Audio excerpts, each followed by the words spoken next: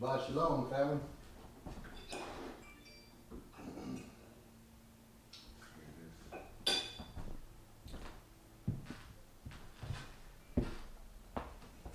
Shabbat Shalom. May we all give praise, glory, and honor to the Most High King of all creation. May He forever look over us, after us, and in us for good. May we forever be pleasing and acceptable in His sight. Our King reigns in the heavens above and looks down on the earth beneath, and consider man, and considers the ways of man, and find us waning, find us lacking. Shalom, Ishti. We have to begin to look in ourselves, to improve ourselves, so that we can honor this King to the best of our ability. May the Most High be praised forever and forever. May the Most High be pleased with our efforts. Truly it is our desire to be pleasing and acceptable in His sight.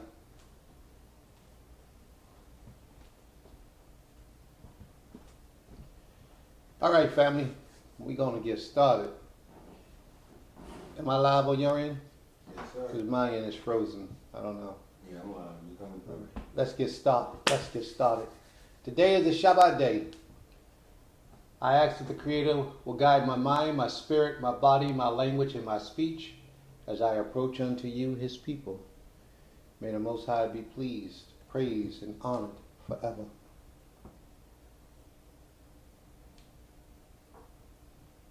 Okay, what we're going to do, let's go to Ezekiel chapter 3. Something in the book of Ezekiel I want to cover for the family. I want to open us up with Ezekiel, the 3rd chapter. I'm trying to fix my device so that I can follow along with you guys, but for some reason, things don't seem to be working too good. You know what I should have did? I should have put the Wi-Fi, I should have put that on my phone as opposed to on the Wi-Fi. The Wi-Fi goes in and out. I don't know why I got all these difficulties every day. And I set up early just for this so I can avoid this. I come in here and I get set up early to try to avoid these interruptions. But for some reason we having interruptions. I don't know. I think in my opinion, I think they're doing something to us. I'm serious, to try to avoid from me being able to get these messages out like I be trying. I wouldn't doubt it. There's no reason for me to be going through this. And you see, I come down here early and set up. I came down here so early that I had time to eat a piece of pie. Yeah, I had it. Piece of pie. I ate it. Me being greedy. Piece of vegan apple pie. And it was good too. Yes, it is. I was longing for that pie. Finally got some of that pie. It's gone now. Oh no, I got a little piece left on the plate. But let's get busy. My screen is still frozen. Is yours live? No, you're going. Okay. My screen is still frozen. I guess to catch up. It's clear now? All right, let's rock and roll. How's the sound? The sound's good? I hope the sound is good. Nice and clear and loud. I got a little microphone for us so that you guys can hear me pretty well. I try to make all the adjustments I can to be pleasing, so when you're hearing it, you ain't got to hold the phone up to your ear and be like, hey, I can't hardly hear him. So I got a microphone to try to make everything a little bit louder for you. This is what we going to do. Today's lesson is going to be on Ezekiel, the 37th chapter. But I want to read something in the 3rd chapter of Ezekiel to set the foundation of what it is that we're attempting to do today. Okay? Just to set the foundation. Shalom, Raquel. Shabbat Shalom. All right, let's get going. We're going to start. Ezekiel, the 3rd chapter, verse 1. Read on that. And he said to me, mortal, eat what is offered. Oh, your book say mortal? Yeah. Okay. My book says son of man. Okay. It's a reason. Can you read the Hebrew in your book? Tell me what it say in the Hebrew. Nah. See that? See that? Go get me. Let me go check his book. We had to check him out and see if he was authentic Hebrew yet. Where you at? And Right here? mm, And he said to me, Ben Adam, son of man. He said to me, son of man. And your book translated as human or mortal, just for the sake of watering it down a little bit, because the son of man gives like a suspicion. A lot of people would ask the question, well, what is the son of man? Remember, Israel is not man. But Israel has come from man, and Israel shall die like a man, but Israel is not a man. okay. So that instance, meaning that you are separated, by calling you son of man, it put a distinction between you and humans. Okay. Only Israelites should be called the son of man, because there's something different than what man is. Adam was the first man. Okay. His name, Adam, means man in so many words. It actually means blood and earth when you combine it together. But Adam, you'll see they put it as man, mankind, in that order. Now the son of man shows that it's something that comes from that man. How do we come from that man? When our forefathers intermingled within the spirit in this first chapter, in the first Genesis, the 6th chapter, 1st, 2nd, and 3rd verse, you'll read about how that intertwining took place. You'll read a little bit about it. Don't tell you the details. So I can't say the details. Okay? But when he references us, is that's what he's trying to do. All right, let's move forward. And Gina, Shabbat Shalom. Antoinette, Shabbat Shalom. May the Most High bless you all, strengthen you all, and allow you all to absorb this knowledge as we getting ready to cut loose. But see, what did he say? He said unto me, the Most High said unto Ezekiel, son of man, or mortal man. Read on, please. Eat what is offered you. Eat this scroll, and go speak to the house of Israel. He told him to eat this scroll. Now, a lot of people, we read this information, but that's all we do. We read it and let it keep on going. But the Most High is trying to tell us something through the scriptures. Notice he didn't say, Ezekiel, get up and go speak to the people. He had to eat this knowledge. Okay. Just as any man. That's part of my problem with our people today. What we do is we'll come into this way of life overnight, and then tomorrow we're out teaching as if we know the truths and the facts about the Almighty. It just doesn't come to you that simple. It takes years and years of study, years and years of application, years of trying to do what is right, pleasing, and acceptable before the Creator until you're able to go out and just open up and start teaching people. A lot of people make that mistake. A lot of people haven't gotten in tune with the Almighty yet, but yet they want to go out and teach. They want to be the head of organizations. In my opinion, when you come into this way of life and you just cracking these books open, you getting this knowledge that you're a Hebrew Israelite, you should study under a seasoned man for at least 3 years. Okay. At least 3 years before you open your mouth to anybody. That would help weed out a lot of the problems that we have today, because we have a lot of people who stand in positions of leadership but are really not ready to lead the Almighty's people. Okay. Let's get back to the scripture. Shabbat Shalom, Huna. Shabbat Shalom, Mikama Ben Yehuda. May the Most High be with you all. Read on, please. Tell us where you at. I'm in Ezekiel chapter 3, verse 2. Ezekiel chapter 3, verse 2. Read on. So I opened my mouth, and he gave me this scroll to eat. He gave him the knowledge that he needed to go out and teach and be able to speak to the people profoundly. You understand? Read on, please. And he said to me, Son of Lord, man. he said to me, son of man, feed your stomach and fill your belly with this scroll that I gave you. I ate it, and it tasted as sweet as honey to me. Then he said to me, son of man, go to the house of Israel and repent, my very words to them. Now, Ezekiel couldn't go out and speak the Most High's words until after he received the knowledge and completed the process. Then he went out and began to speak and reach the Most High's people. You see that? You see that little process is there, but most of us, we wouldn't see that, you know. Okay.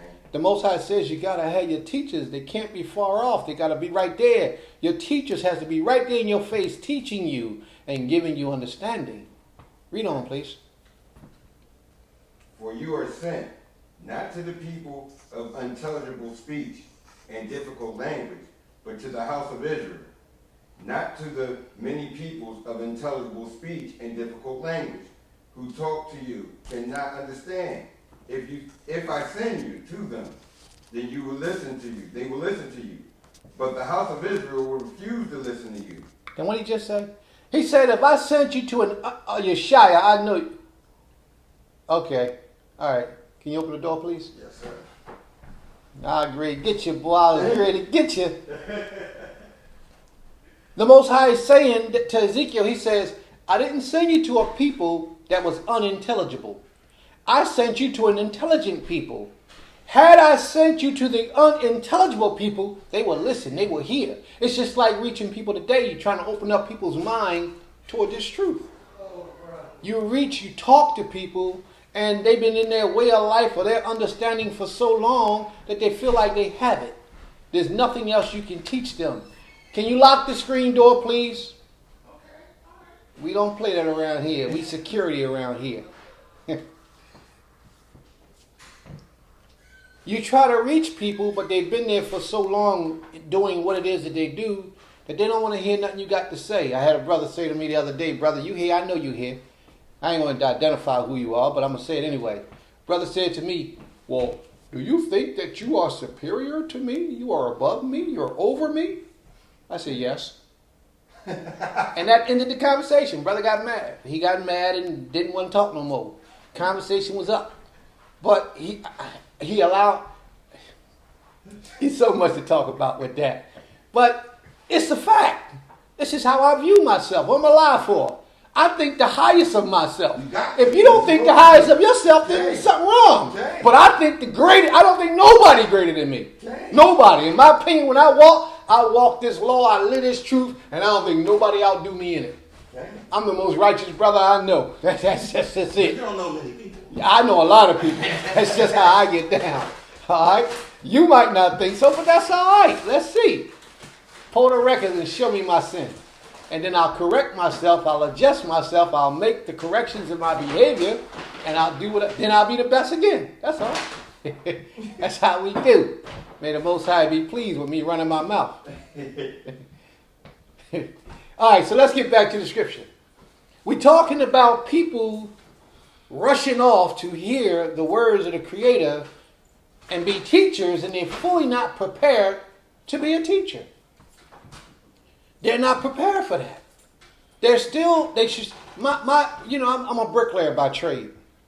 That means I build houses by trade with cement bricks and blocks and those things. And I've been doing that for a long time, right? But see, when I first got into the trade, I was an apprentice. The apprenticeship lasts for 3 years. But I came out in a year and a half because I was like real good with that thing. I was like, bang! I was good. And all the white men wanted me on their jobs. They wanted to hire me. So they did. They gave me some work. But the point I'm trying to bring out is, I learned as an apprentice that the best bricklayer is the best laborer. That means if you can serve better than you want to be served, you can be the greatest. See, your desires have to be in the right place, and that is to perfect your craft, whatever your craft may be.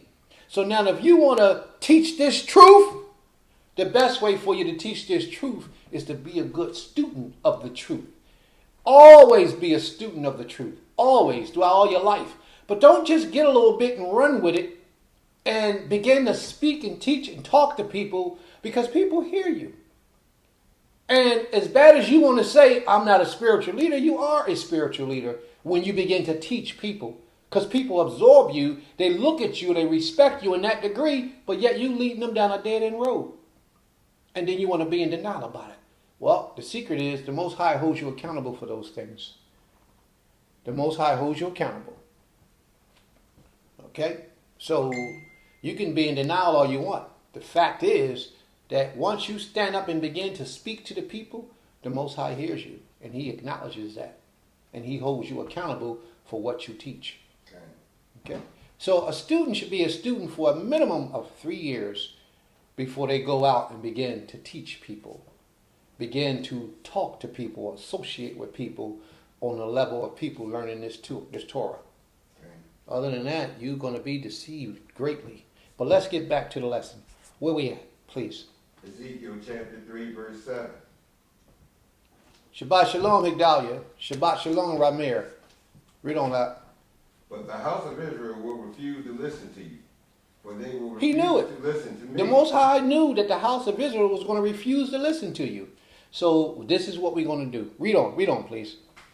For the whole house of Israel are brazen, and forehead, and stubborn of heart. The whole house of Israel is brazen, forehead, and stubborn of heart. They don't want to listen. No matter how good you make it, how much truth you give them, they don't want to hear it. Read on, please.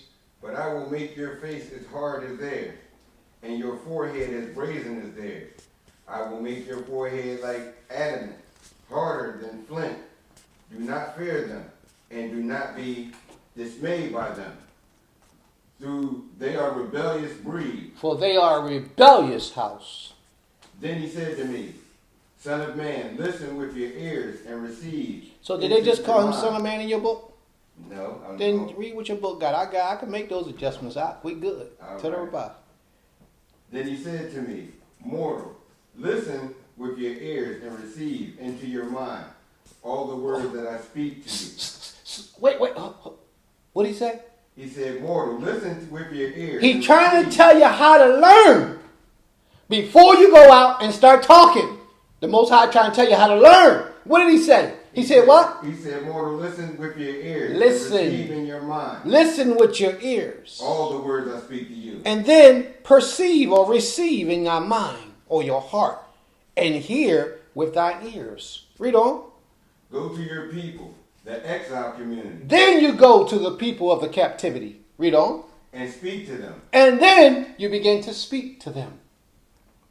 I watched a brother on YouTube today, on Facebook today. You know, I give my brother some play. You know, they be trying to teach. I be in there listening to see who's the next up-and-coming great prince. Yeah. Because a man that's in that position will be a great prince. So I need to know who that is, because when we get people like that, we got to pull their coat, grab them tight, and walk with them, and be with them, and support them, and help them. We do. Okay. So I look around a lot, because we need that in Israel today. Great teachers in their in their youth. So I'm listening to this one brother. And this one brother asks a question. He says, it was about vows. I don't remember the brother's name. He may be listening. I don't know. I wish he is listening, because he said something that I have a problem with. So this brother, I don't know nothing about this brother, how long he's been teaching, who he is, but they on that little rabbinical order type thing. So he says, he asks a question to the audience. He says, if a woman makes a vow, who is it that can go in and disannul her vow? Like if she makes a vow and didn't realize that I shouldn't have made that vow was too hard for me to make. Okay. How can she get out of that vow? That was the brother's question. So one of the sisters on the phone picks up the phone. She had the answer. She says, in order for a woman to get out of a vow that she made, the sister gave an example of a vow. She says something about if I decided to go to Africa, to Antarctica somewhere, and I told the Creator I was going to wear a coat every day. And then when she get there, she realizes it's not cold, so she don't have to wear a coat every day. The way that she said she would get out of her vow was to go to the rabbi and have the rabbi to release her from her vow.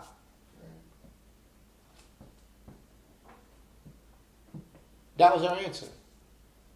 What does the Most High say? The way that a woman can get out of a vow. Go to her husband. She has to go to her husband. And that's exactly what I typed in the room to the brother.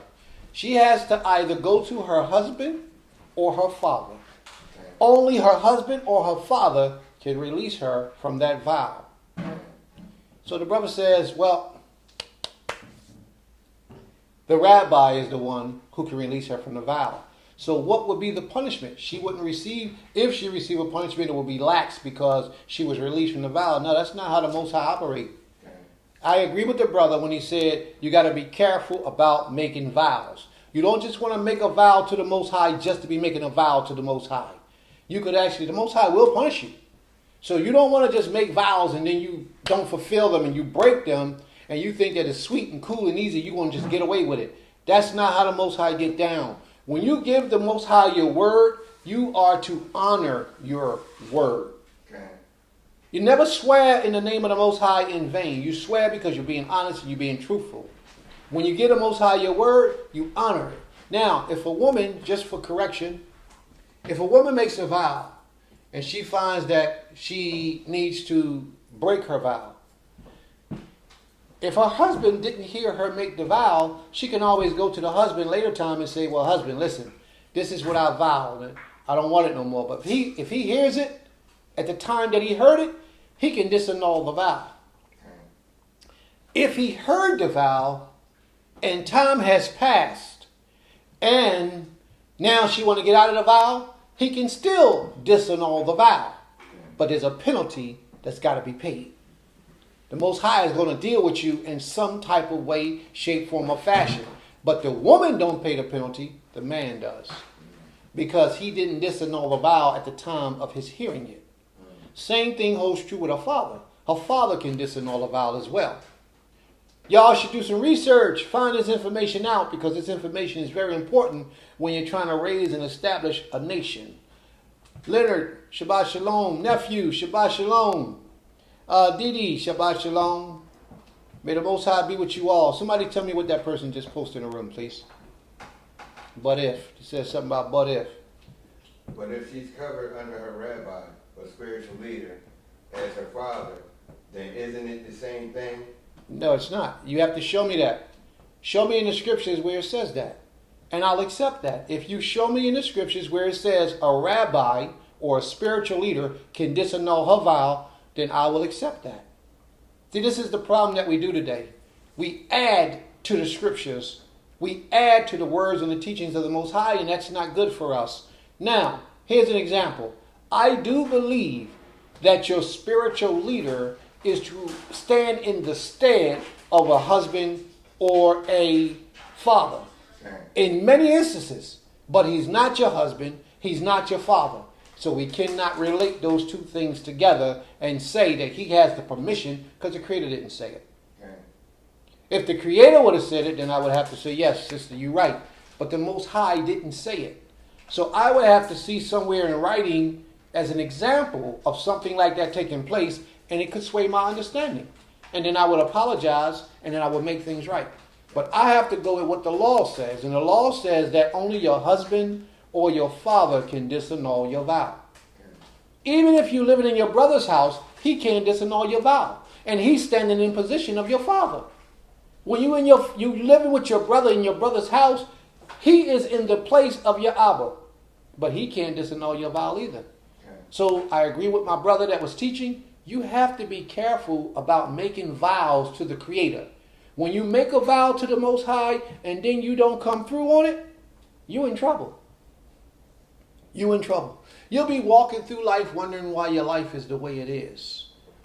And if the Most High spares your life and lets you still live in life, oh man, the moment I realize that I've violated, I'll be on my knees crying out to this king, asking this king for mercy. I will be begging him for mercy and thanking him for being merciful unto me. It just may be that the Most High change his mind and have mercy and give you an opportunity to do better. As long as you got the breath of life within you, there is nothing that you cannot be forgiven for. No matter what you've done in your past, no matter what you've done, you can ask the Almighty, change from your wicked ways, and be healed. Read on, please. We're going to start at verse 11 in Ezekiel chapter 3. Go to your people, the exile community, and speak to them.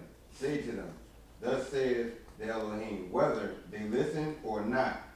Then the Spirit carried me away, and behind me I heard a great roaring sound, Blessed is the presence of the Elohim in his place. With the sound of wings of the creatures beating against one another, and the sound of the wheels beside them, and the great roaring sound, a spirit seized me and carried me away. I went into bitterness in the fury of my spirit, while the hand of the Elohim was strong upon me, and I came to exile. I came to the exile community. He came to them that were in captivity. Us, Israel. Us. We're in captivity today.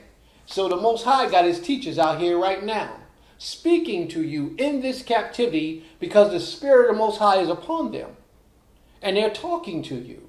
And this is what they should be saying. Read on, please. And I came to the exile community that dwelt in Tel Aviv by the Shaber Canal. And I was reminded where they dwelt. And for 7 days I sat there stunned among them. After those 7 days, the word of the Elohim came to me. O mortal, I appoint you watchman for the house of Israel. And He says, I have appointed you a watchman for the house of Israel. That's the ones who are the leaders and the teachers of the house of Israel, to remind them to turn back to the Creator, to walk away from your sin, your arrogance, your ignorance, your egos, your pride, your hatred.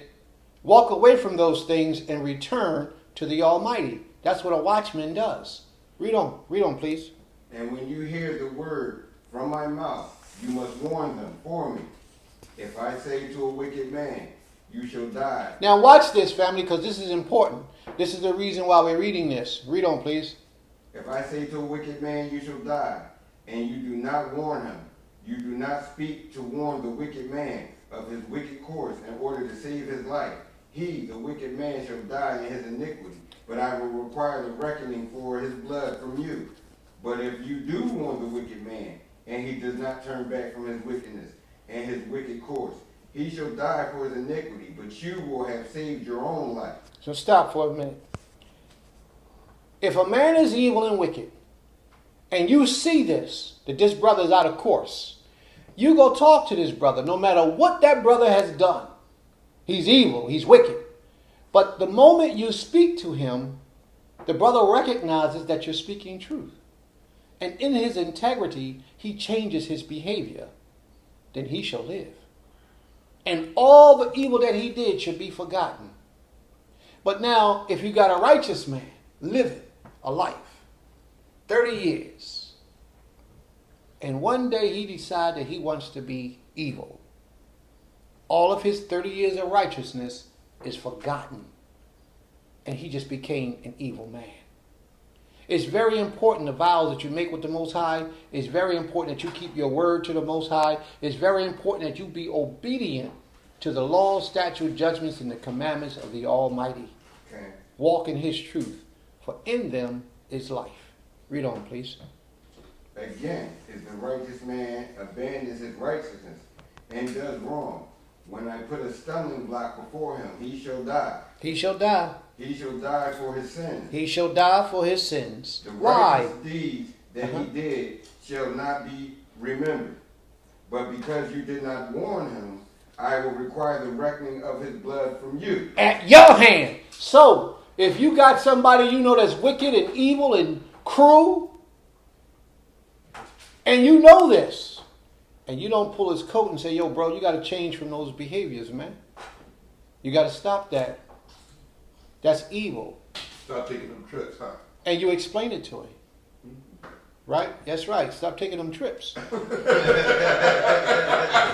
And you explain it to him, and he refuses to change, then his blood is on his hands. But if you see this evil and you don't talk to the brother, and you don't pull his coat because he's your buddy, because she your friend, and you don't want to embarrass her, you don't want to bring it up, and she die in her sin, and she doesn't ask the Most High to forgive her, and she doesn't change her ways, her sin is on you. Her blood is now on you. Read on, please. If, however, you warn the righteous man not to sin, and he, the righteous, does not sin, he shall live because he took warning, and you will have saved your own life. Then the hand of the Elohim came upon me there, And he said to me, arise, go out to the valley, and there I will speak with you. I arose, and I went out to the valley, and there stood a presence of the Elohim, like the presence that I had seen at the Cheddar Canal. And I flung myself down on my face, and the Spirit entered into me, and said to me, and set me upon my feet. And he spoke to me, and said to me, go shut yourself up in your house. As for you, O mortal, cords have been placed upon you, and you have been bound with them, and you shall not go out among them. And I will make your tongue cleave to the palate, and you shall be dumb, and you shall not be a reprover to them. For they are a rebellious breed. But then I spoke with you, and I will open your mouth, and you shall say to them, thus saith the Elohim, he who listens will listen, and he who does not will not, for they are a rebellious breed. Move on, chapter 4. Nope. He says, he who will listen, and he who will not, because they are a rebellious breed. Let me read it the way that my book has it over here, because it's very important that you get an understanding of this. I want to just show you something. This thing is really tripping. My book says, thus saith the Creator Elohim, he that listeneth, he that hearken, let him hear, and he that forbear, let him forbear, for they are a rebellious house. Now, that's like the New Testament thing. You know what JC said, let him have an ear, him who have an ear, let him hear. He's only quoting what Ezekiel said in the scriptures. Okay. So you don't have to be afraid to say things like this, because it's only what's already in the law. You know, a lot of people, we feel like we don't want to recite information that's good because it's written in a book that we don't follow. But what I'm saying to you is, this information that's good, more than likely, it was written in your book, the book of the law, the book of the Torah. This ain't working too good, fam. It's kind of doing all right. Yeah, y'all's is cool, but this phone over here, I got it on the Wi-Fi for the house, and it keeps going out on me, but I need the information. So let's go to today's lesson, Ezekiel 37th chapter. You may want to go out and invite your friends, fam, because now it's time to go down. Let's get ready to get down. What we were doing earlier was setting the precedence for this lesson that we're getting ready to get into. Setting the table. Yeah, setting the precedent. We get ready to get busy. Why is my Wi-Fi going out? I really don't know. All right, let me know when you get it out. I'm ready when you're ready. In a minute, I'm going to just have to leave this thing alone because it's taking up too much time. And I don't like nothing interrupting my lesson.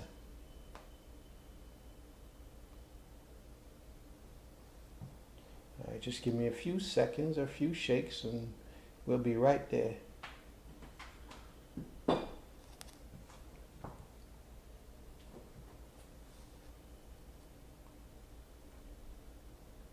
All right, let's get busy.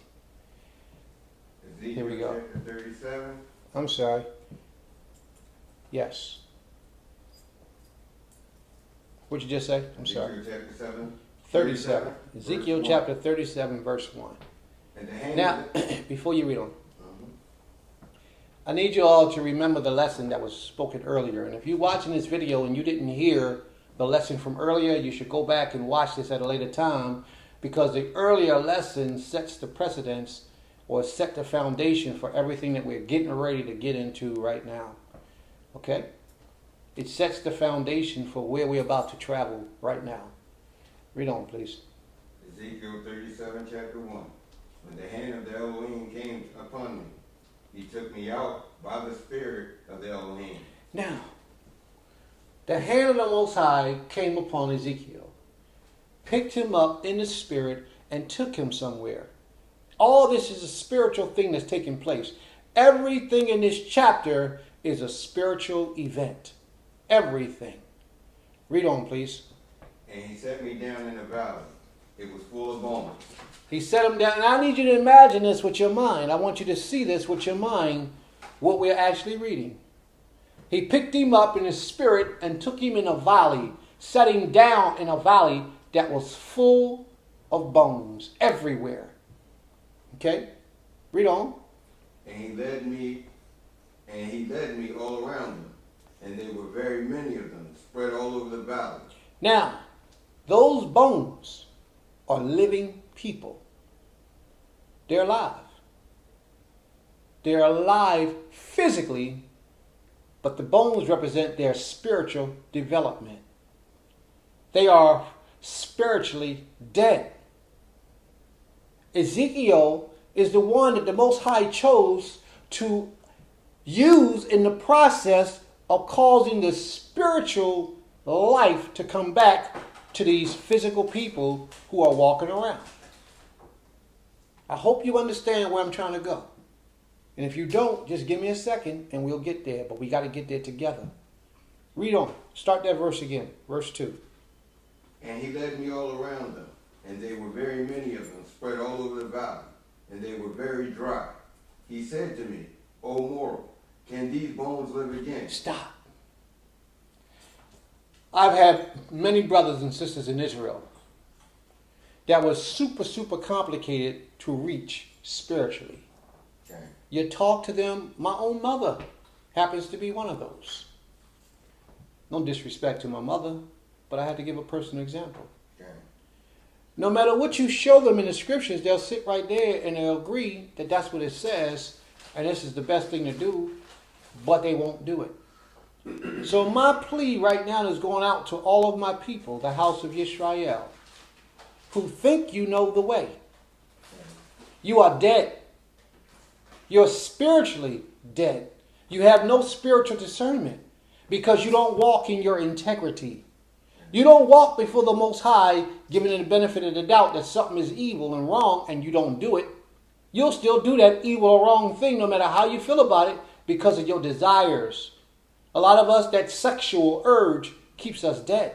Okay. We'll be on the Shabbat saying hallelujah. They'll be saying that. They'll be talking about God this, God that, Most High, thank you. They'll do all that. But they're spiritually dead. Okay.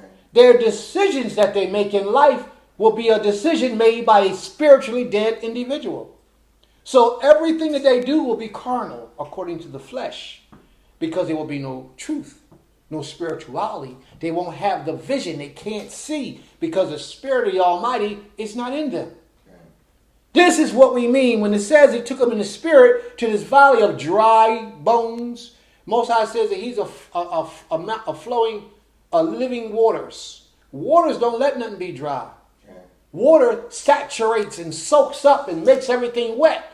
So without that living water, that spirit living water, you're dry. That's what we're talking about. But watch and see what happens. My point was, you're trying to reach these people, these dry bones, these spiritually dead people. It's very difficult to get through to them. It's very difficult to reach them. So he's asking that question, can these dry bones live?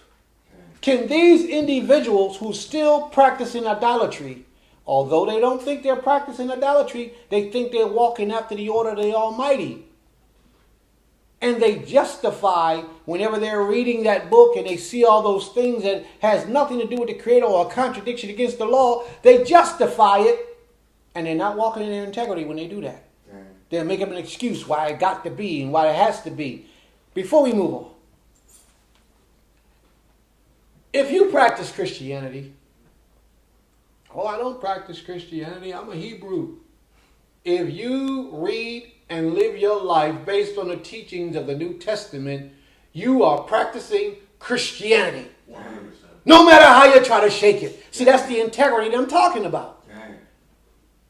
You are practicing Christianity. If you're practicing Christianity, ask yourself, and I mean this, and I'm very serious, please don't hang up, don't disconnect, please hear me. Ask yourself, why do you live or believe what you live in and what you believe? Ask yourself why. Ask yourself, go back in your life, and ask yourself, well, where did it start? Where did I first start hearing about this deity and worshiping this deity and serving this deity? Ask yourself, where did it start? And I will promise you I will promise you, it started through the way of indoctrination. Okay. Meaning, this is the way that you were raised. This is what you heard from your youth. See, because this is how they get into your spirit. You were raised up in this. Yes. So you believe, and it holds a place in your heart, and you believe that it's real. Now, when you get to be an adult, and you get to see that you are a Hebrew Israelite, that you've been lied to all your life, for some reason you find it very difficult to separate from that deity. Yes. So you find ways to justify it in your present condition. With me, the situation was this. Because I was raised in it from my youth. Found that I was a Hebrew Israelite. Well, actually, before I realized I was a Hebrew Israelite, my struggle started. Okay. See, the Most High was preparing me for where He was about to take me. So I began to question the preacher, the pastor, Benjamin Smith at Deliverance Evangelistic Church. I go to the pastor, and this is when he was alive. He's dead now. But I go to him and I say to him, Pastor, what's the difference between Jesus and the Creator? I said God at the time.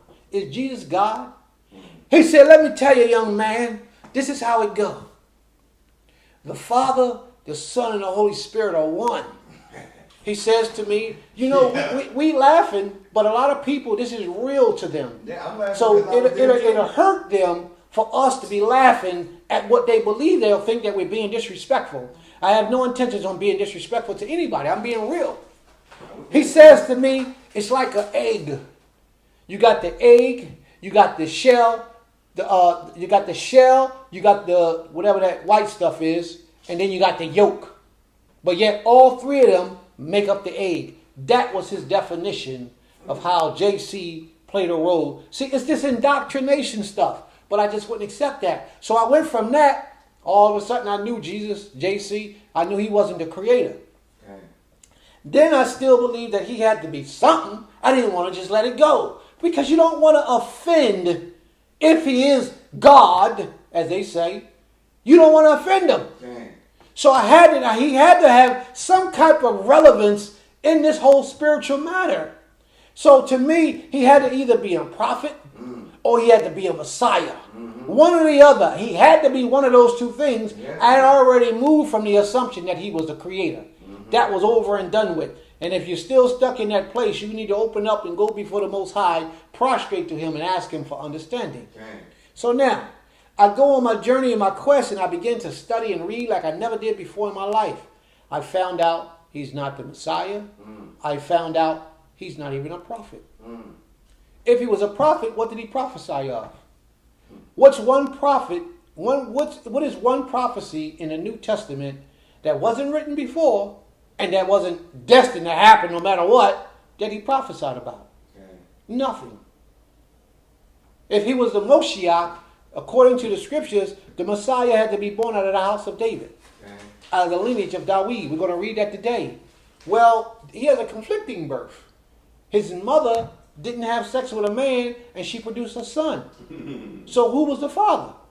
Because no matter who it was, if it wasn't a human being that was from the house of David, then the son cannot be from the house of David. Okay. So he can't be the Moshiach. It's just so much confusion there. You understand?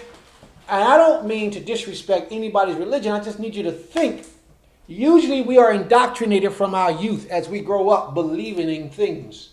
But the time has come that we have to stop believing in things because it was taught to us from our youth.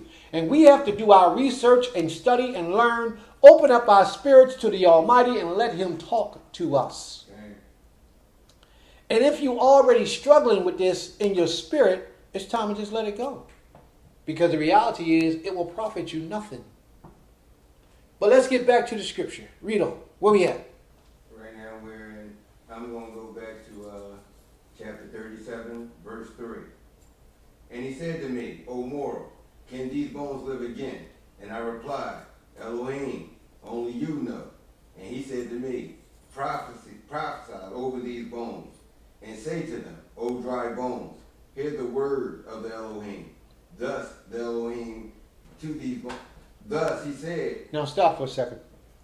What's happening, what's taking place is, he says, prophesy. Go out and speak unto those who are spiritually dead. That's your job, Israel. Isaiah, the 42nd chapter. That's your job. To go out and speak. First, you got to get taught. You got to have that spirit upon you. You got to get taught and study. Then you go out and you speak to these dry bones. Okay. And then something else is going to happen. What's the next thing that takes place? First you speak, and then what happens? Thus said the Elohim to these bones, I will cause breath to enter you. So now, after you hear the word of the Most High, you make prayer to the Most High has to invite you in. That's why it says, O ye dry bones, hear the word of the Creator. The Most High is setting the foundation for you to be accepted in this way of life. We don't choose the Most High. The Most High chooses us. Okay. Read on, please. And you shall live again. And you shall live. He gave a set of requirements, and you shall live. Read on. Behold. I will lay sinews upon you, and cover you with flesh, and form skin over you. No, you missed something, Mark. Okay, well, we're going to go back to... Go to verse 5. Go Go to verse to 5. 5. Thus saith the Elohim to these bones, I will breathe to enter you. Now stop. He says, I will cause breath to enter into you. Breath. Now we already heard the message. We went to the Most High to ask for permission. The Most High granted us permission. And then he says, he will cause breath to enter into us who are the dry bones laying in the valley, dead, spiritually dead. Okay. That spirit was the ruach that brings forth wisdom and life and gives you understanding. So in order for the body, the flesh, the spiritual dead soul, spiritually dead body to come to life, it has to have a spirit in it. The Most High gave that spirit unto those bones. And then what took place after that? And you shall live again. He gave spirit, and then he gave permission for it to live. But it was a process. And then what happened? I will lay sinews upon you. Uh-huh. And I will cover you with flesh. Uh-huh. And I will form skin over you. Now, what is that? These are the different processes that man goes through to become a servant of the Creator in reality. Okay. Look at what he says. He says, I will bring flesh upon you. We got flesh, don't we? Okay. So what did the flesh do? Protect. What is the purpose of the flesh? Protection. To protect. Right. The Creator says, I'm going to protect you. Remember, we started off with bones. Okay. Now, this skin that protects us, what's underneath of the skin? Flesh. Now, in Hebrew, each one of these words is a different word that the Most High uses to express this. Okay. Read on. What's underneath of the skin? Now, we got the outer laying of protection. That's the spiritual blessing from the Most High to protect you from evil at this particular time. What's the next process? What's the next part of that process? And I will put breath into you. I will cover you. I will cover you with flesh. Uh-huh. And form skin over you. And put skin over you. The flesh and the skin are two different things. Now we got a particle that's underneath of the flesh.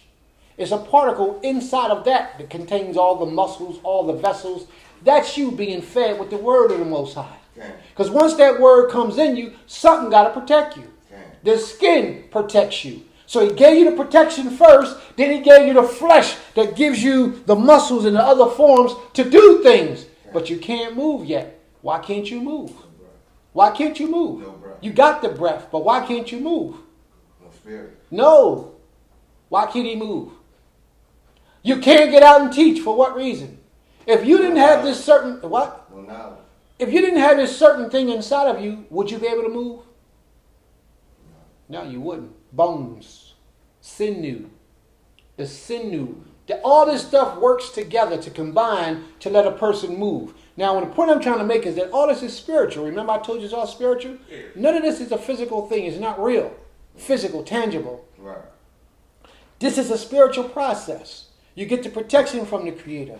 You get the portions of things that you need so that you can study and meditate that's going to protect you from the evil spirits while you out here searching out the ways of the Almighty. And then once you get that, then you get that sinew. That sinew actually gives you life so you can go out and teach others to do what they have to do. You understand me? Okay. Watch. Read it again. Start from verse 5 Verse 5. and read down. Thus the Elohim God said to these bones, I will cause breath to enter you. And oh no, we're going back to the verse. You're right. Okay. You know.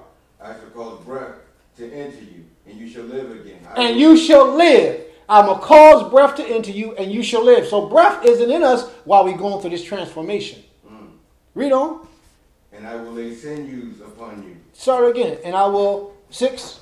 And I will lay sinews upon you, and cover you with flesh, and form skin over you. And I will put breath into you. Then the breath shall come into you. Then that spirit of understanding, knowledge, and wisdom shall come into you. Read on. And you shall live again. And then you shall live again. Read on. And you shall know that I am the Elohim. Then you shall do what? You shall know that I am the Elohim. So when he brings you through that spiritual transformation, you're going to shake off all of your idolatry. See, we thinking everybody else is the creator, and they're not the creator. He is the creator. This is how you know when you obtain that spiritual essence, because you will only worship the one power, the Most High, the creator of all creation. Read on, please. I prophesied as I had been commanded. And while I was prophesying, suddenly there was a sound. There was a noise. And then there was a commotion. And the bones came together, bone unto bone. And beheld, and lo, there was sinew upon them, and flesh upon them, and skin covered them above. Now he went in reverse order. The sinew, the flesh, then the skin. Okay? He went in reverse order. But these things had to be done. Then said he unto me, prophesy unto the breath. Now that you got the body intact, they're ready to start living.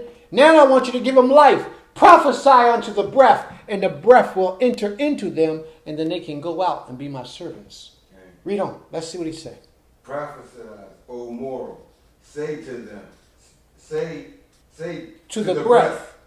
Thus saith the Creator Elohim.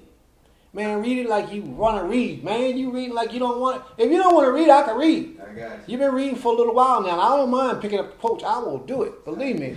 I got you. Thus say the Elohim, come, O breath, from the four winds, and breathe into these slain. Come, O breath, from the four winds, and breathe unto the spiritual dead. When most of us are walking around in our lives, and all we see is heartache, anguish, and pain, it's easy for us to do evil. We know the right path, but we still choose the evil path. A lot of us, our main problem is this sexual demon that possesses us. It gets us bad, especially at night. It gets us. A lot of us, we have this problem where we just want to steal. We know that we shouldn't steal, but we do. A lot of us, we just fall short on being good to other people. We treat people nasty or mean, or we're very selfish with ourselves, even against our own flesh and blood. We're very selfish. These are all ways in which you will know and recognize that you are spiritually dead, and that you are in need of getting life brought back unto you. Okay? Here's the process. Read on and let's see what he says. Come, O breath, from the four winds, and breathe into these slain, that they may live again. I prophesied as he commanded me. The breath entered them, and they came to life, and stood up on their feet, a vast multitude. And now, he said to me, what was the purpose in all this? This vast multitude of people that came back to life after the spirituality came back into them, they stopped practicing idolatry, and they only worship the Creator and the Creator alone. Okay. How does this apply to us today? Same way. The same way. A lot of people are hearing this lesson, but not really fully taking in the knowledge of this lesson. We are those dead bones, dry bones out in the valley today. We are. It's going to take the Most High to really reach us, to speak to us, to help us, to elevate us, to get us to that level where we can come together as a people. Okay. Because that's the ultimate goal of Ezekiel, the 37th chapter. Returning the house of Israel to be one people. Okay. So that we can worship him and give him his proper praise and respect. Okay. Watch. Let's continue on. Please. And he said to me, O Morah, these bones are the whole house of Israel. What are these dead bones? They're the whole house of Israel. That's you, and you. That's all of us. The whole house of Yisrael. We are those dead bones. And we wonder why everybody killing us right now. We wonder why we're suffering right now, why we can't pay our bills, why our husbands are cheating on us, why our wives are cheating, why our children are disrespectful. We're wondering all these things right now. And it's because our spirit is not right. Once our spirit gets right with the Almighty, and we really come together as a people, we'll see a difference in our lives because of the difference in our behavior. Okay. Read on, please. They say, our bones are dried up, our hope is gone. We are doomed.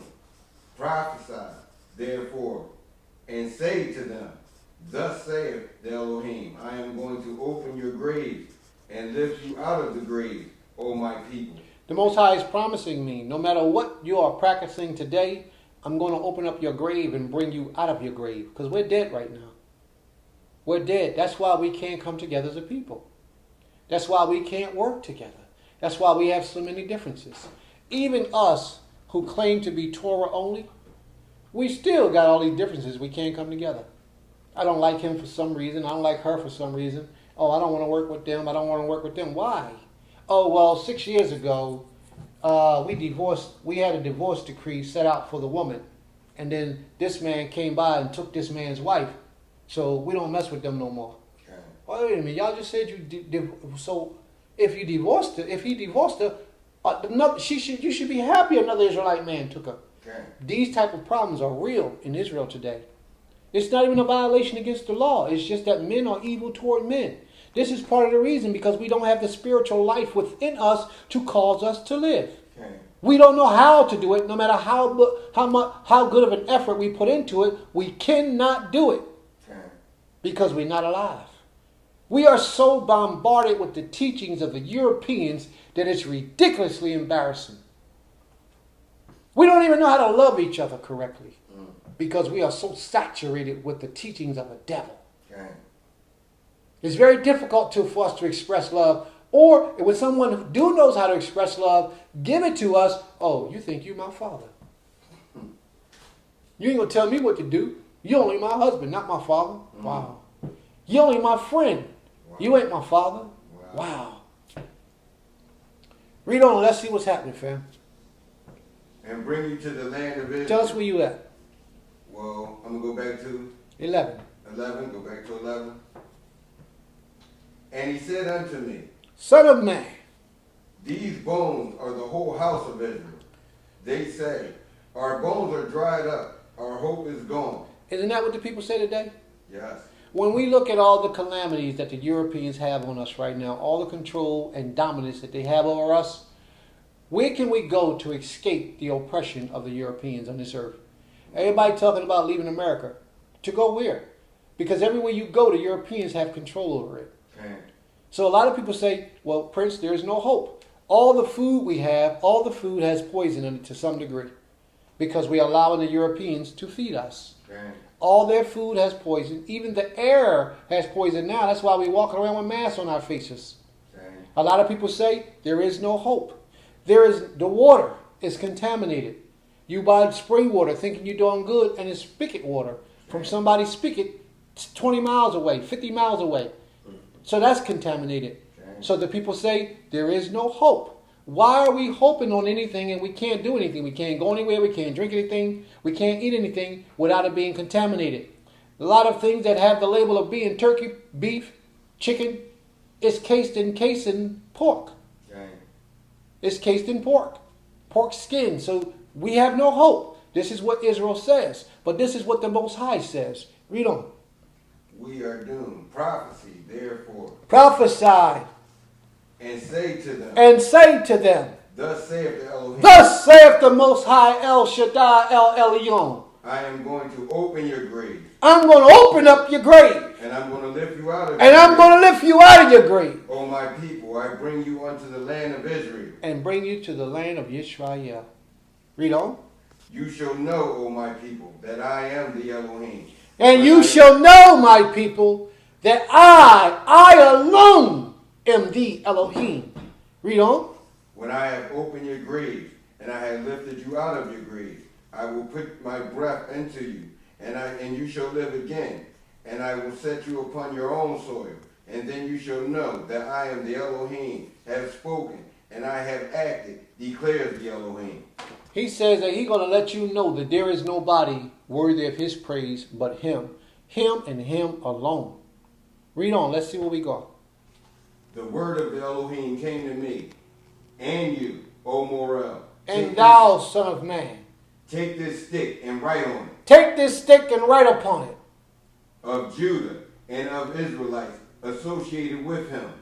And take another stick and write on it. Of Joseph and the stick of Ephraim. Now take this stick and write it of Judah. And take this stick and write it of Ephraim. The leadership in the house of Israel calls the Most High's people to err. A leader got a congregation and he thinks the people belong to him. This leader got a congregation and he thinks the people belong to him. And they don't want the people coming together to mingle because he's afraid he's going to lose people who pay his rent, pay his bills. And this guy feels the same way. He don't want a small congregation. So he don't want his people going to this people's place because they may end up joining this place. This is evil. The Most High says that he's going to cause the leadership to come together. Judah was the king tribe of the southern kingdom. Judah. Ephraim was the king tribe of the northern kingdom. Ephraim. They owned everything. The Most High is saying he's going to write both of them and bring those sticks together to be one in the hand of his messenger. Read on. And all the house of Israel associated with them. Bring them close to each other so that they become one stick, joined together in your hand. And when any of your people ask you, won't you tell them these are the actions of yours mean? Answer them, thus saith the Elohim, I am going to take When thou not tell us what thou meanest by these, what does it mean when the whole house of Israel, two sticks come together, the leadership comes together and be one staff? It means that we are doing something positive. It means we have the Spirit of Most High in us. It means that we have shaken off the yoke of the Europeans. It means that we want to live. Dang. You understand? Because right now we don't mind dying. That's why we stay separated. That's why we stay divided. Read on, please. Thus saith the Creator. Thus saith the Elohim. Behold, I am going to take a stick of Joseph, which is in his hand of Ephraim, and the tribes of Israel associated with him, and I will place the stick of Judah upon it, and I will make them one stick. They shall be joined in my hand. You shall hold up before their eyes the sticks which you have inscribed, and you shall declare to them, thus saith the Elohim, I am going to take Yisrael, from among the nations. people from among the nations. The Most High is letting us know that he's going to take us out of this captivity. He's going to do it. You understand? Read on. They have gone to and gathered them from every quarter, and I will bring them to their own land. He's going to bring us back into our own land. Read on. And I will make them a single nation in the land, on the hills of Israel. The one king shall be king over them all. Oh, what did you just say? The one king shall be king over them all. How many? The one king shall be king over them all. Oh, wait a minute.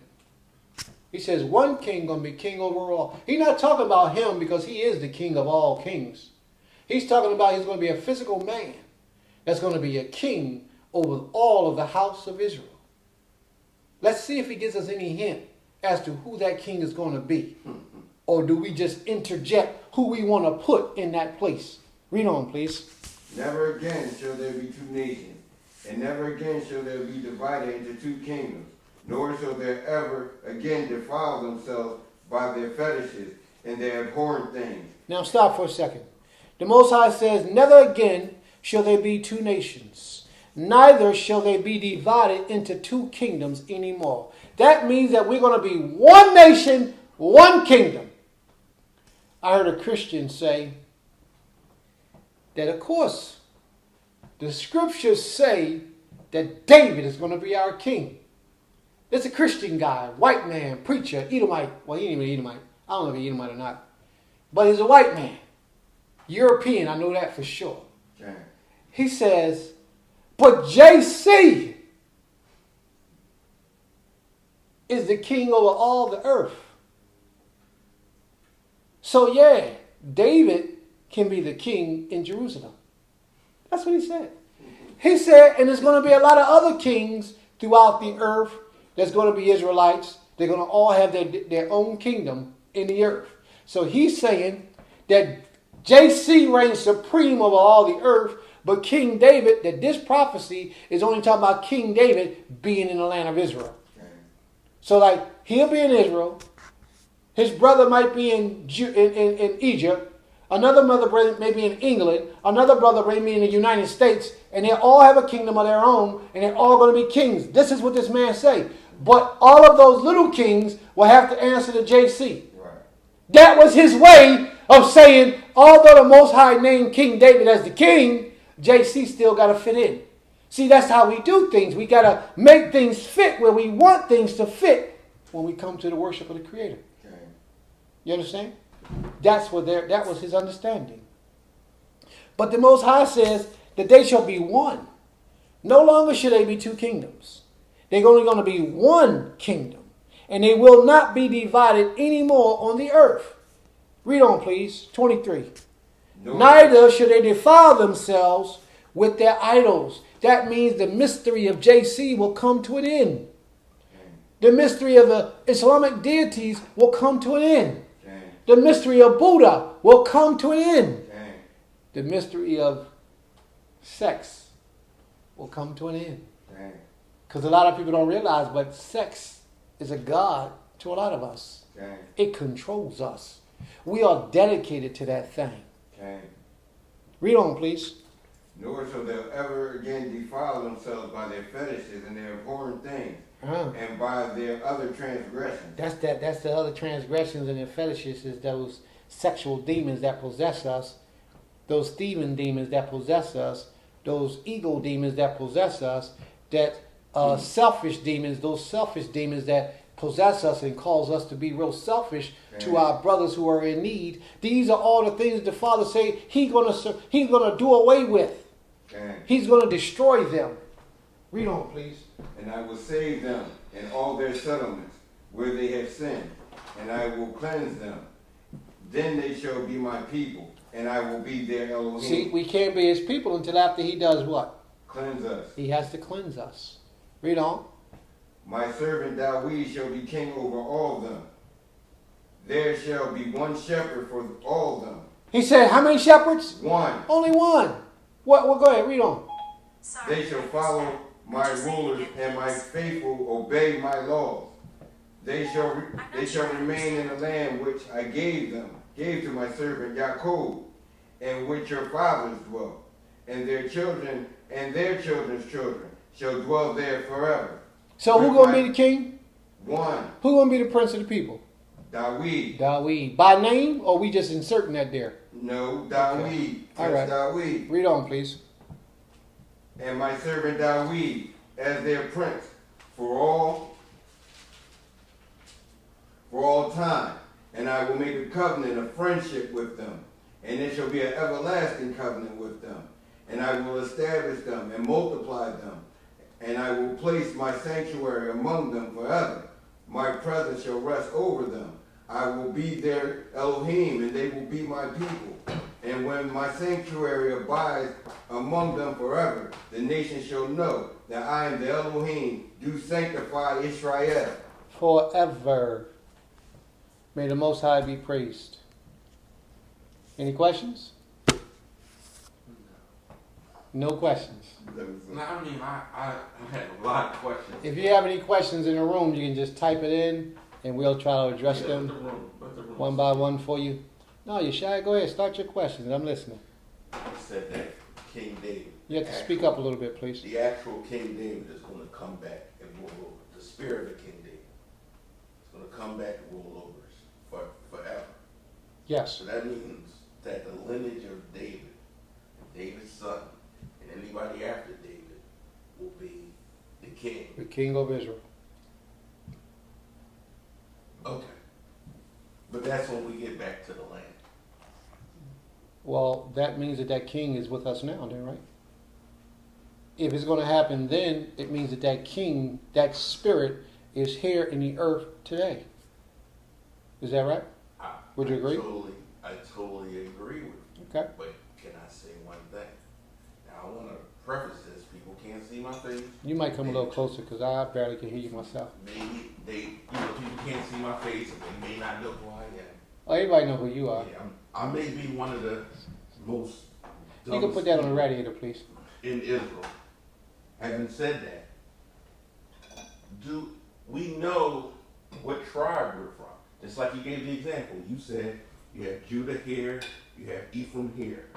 Some people might say they're from the tribe of Joseph or Dan. Nobody actually knows what tribe they're from. Do you know what tribe you're from?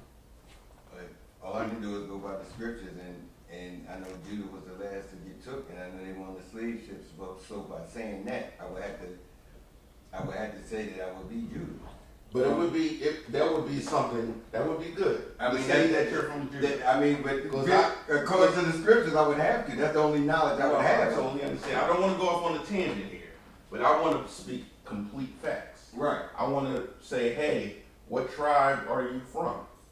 Because some people might go, it's all wishful thinking to say that we're from the tribe of Judah. Right. It's no proof. I agree. I agree. Especially the North American Negro is from the tribe of Judah. I have a close friend from Haiti. He'll claim that he's a Levite. You understand what I'm saying? He's Haitian. I've heard that before too. Right. He might even fit the description of being a Levite, but he doesn't really, follow. I just want to make sure, are you claiming yourself from the tribe of Judah? Absolutely. Okay, and you're claiming yourself. I have to. I have to. Okay. According to the scriptures, I have to. But I go beyond the scriptures in my claim. I go to what the Most High has given me, to who I am, and what tribe I'm from. That's how I live my life, based upon my understandings of what has spiritually been delivered to me through visions, through dreams, and through others. Okay, I've never received those Then that's you. That's between you and the Creator. I've had brothers come to me and say, "Hey, man, you remind me of somebody from the tribe of Joseph." You might be. You could be. But let me ask you a question. Go ahead, my son. Do you think the Most High knows what tribe you're from? I 100% knows he knows. So if the Most High knows, then why are you in doubt? You don't have to know. He's gonna put you in your station where you're supposed to be, no matter what tribe you're from. Okay. So if you're from Levi, he's gonna put you in that station, in that service, to serve his people. It doesn't matter. No matter how you view yourself or whatever tribe you think you're from, the truth is that the Most High knows what tribe you're from. So all you have to do is walk in his truth, and he's going to move you where you need to be. Gotcha. 100%. So we can't go wrong that way, can we? We can. He knows who's of the seed of David. Yes, he does. He knows who's meant to be king. The Most High knows. No matter what we think about ourselves, we could be delusional. But the Most High, 100%. that's right. But the Most High will move you in your station. Right. He'll make sure that it happens. It's up to you to be able to accept it or not. Yes. A lot of people say they're from Dan, Ephraim. A lot of people say they're from a lot of things. I don't argue with nobody. Okay. I get a lot of people tell me they're prophetess. All I ask them to do is give me a prophecy. I understand. Verify something. Now that you can verify. Okay. And that's what I do. But anytime somebody tells me they're from a certain tribe, they'll get no argument out of me. I accept that. But the thing is, I expect you to act like that tribe. Right. Like you always say.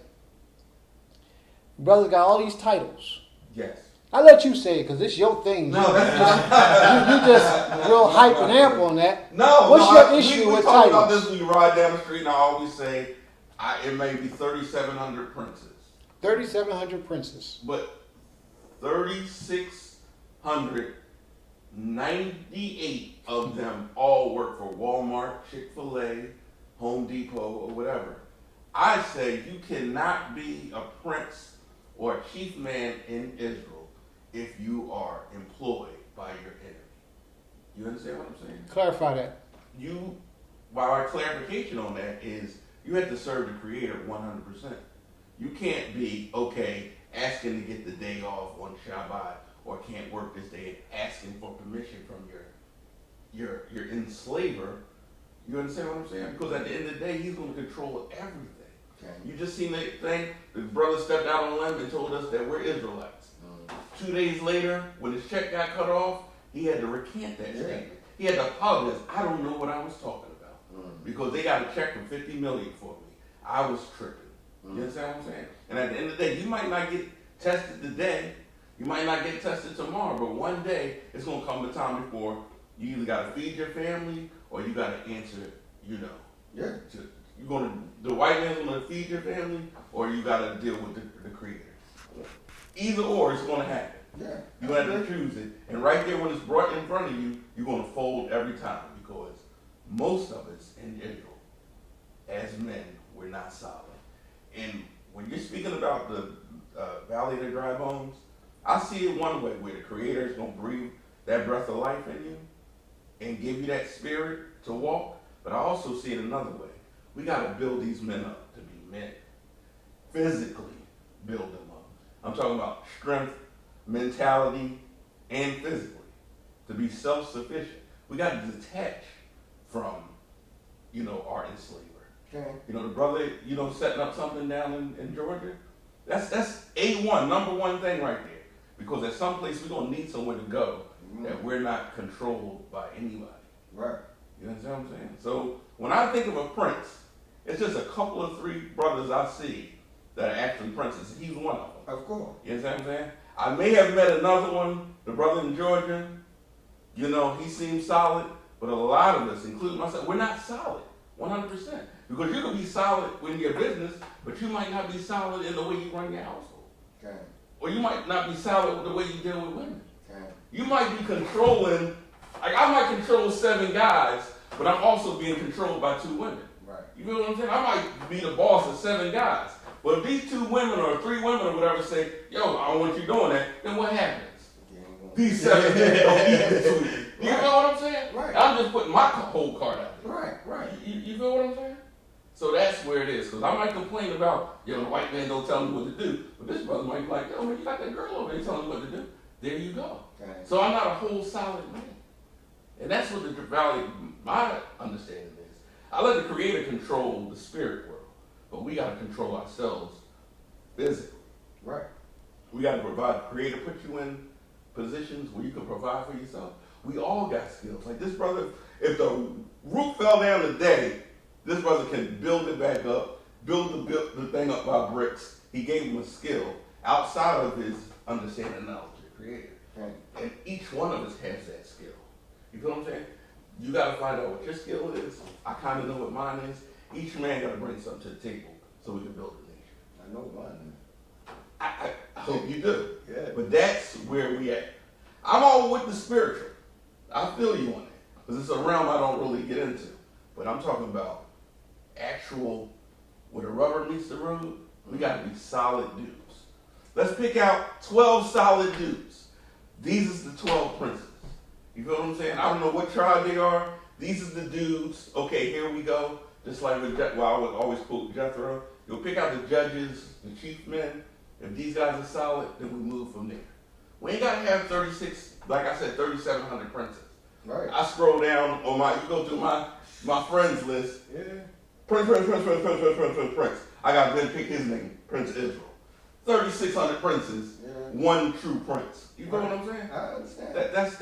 If we were I went just off on a tangent. No, when before you came, you were talking about the same thing. Okay. As far as like, you got 1,000 princes on YouTube. yeah, All of them ain't princes, but right, it's Exactly. 1,000 of them on YouTube. right. But our being solid goes with the education too. You feel what I'm saying? Because it seemed like when I first got to Israel 27 years ago, this year, we debated about should we be wearing, should you be wearing that Magen David? Or should you be eating that? Oh, I think this got pork in it. 27 years later, I'm arguing over if the Shabbat starts at how long is the Shabbat? We done devoured 27 years back. Right. We're supposed to have built off of can I wear the Magen David or disease chips? He's going to check to see if these organic chips got pork in them. That's why I didn't even open them. But that's the type of debates we should be having. Not when the Shabbat is, or who's the Most High, or does the Most High have a sidekick like Yeshua. Right. We devolved Right. to the almost 30 years I've been there. And that's because we're not solid as men. Because a solid man would never say some Christian deity is even nowhere near the Most High, or even have him in the same sentence. Right. And that's where our lack of being solid comes from. Do you feel what I'm saying? So, lesson, you handle the scriptures, we got to handle the men. We got to make these men accountable. You feel what I'm saying? Absolutely. Because we just hustling. I hate to say hustling backwards, but we going in reverse. And that's why I take it to the head. This brother, yo man, what you doing on the Shabbat? Yo, I'm doing this. I drink juice. I eat chips. I watch people on YouTube. And every once in a while, I stumble on somebody that's saying, yo, the Shabbat starts in the morning. Yeah. And I go, whoa. A day is a complete 24 cycle. Mm-hmm. You know what I'm saying? I'm sitting there in common sense. I'm the dumbest man in Israel. I like to say, because I'm not that bright. But I say I'm not going to have a short Shabbat in December and then a long Shabbat in the summer. I got to have a 100 complete 24-hour Shabbat. Absolutely. That's only makes sense as completion. Mm-hmm. You know what I'm saying? It's like when we did the building. I'm going off on a tangent. We built something on his land, Right. his home, right? One little quick thing, 3, 4, 5. We squared up the whole building, what we built, the whole thing we built with 3 numbers. Mhm. And I said, that's what the Creator is. He's, hey, take these 3 numbers, you could go build anything. It'll be square.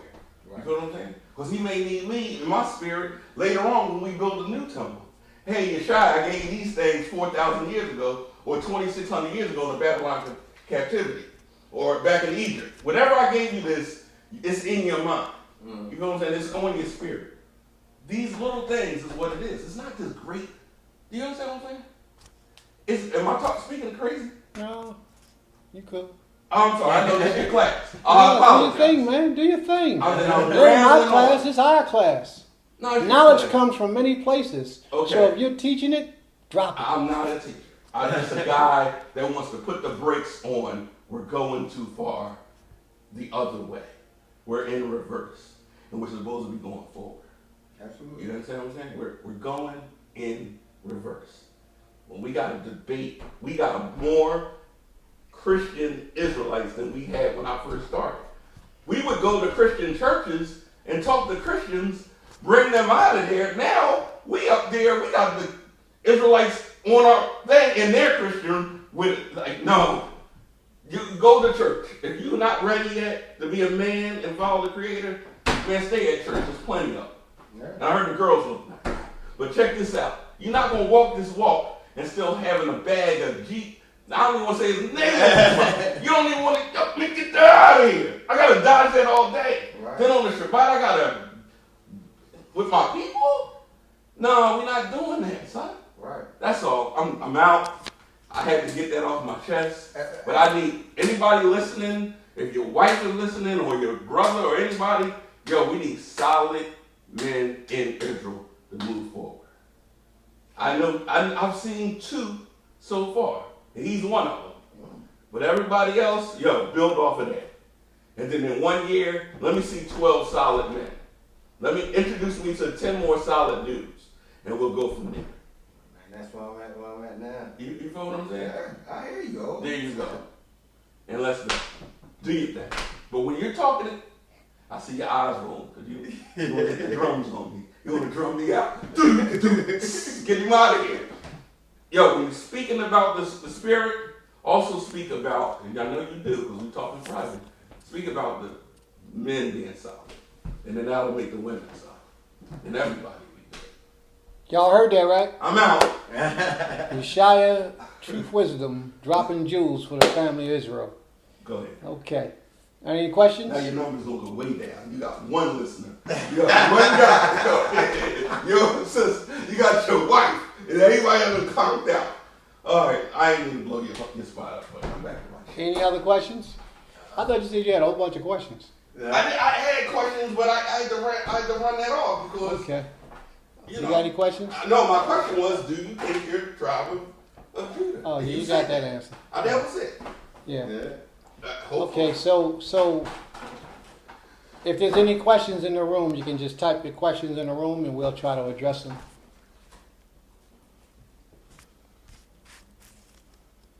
Nakia, Shabbat Shalom. Mimo, Shabbat Shalom. Nat Turner, Shabbat Shalom. Shalom, family. Yashua, Shabbat Shalom.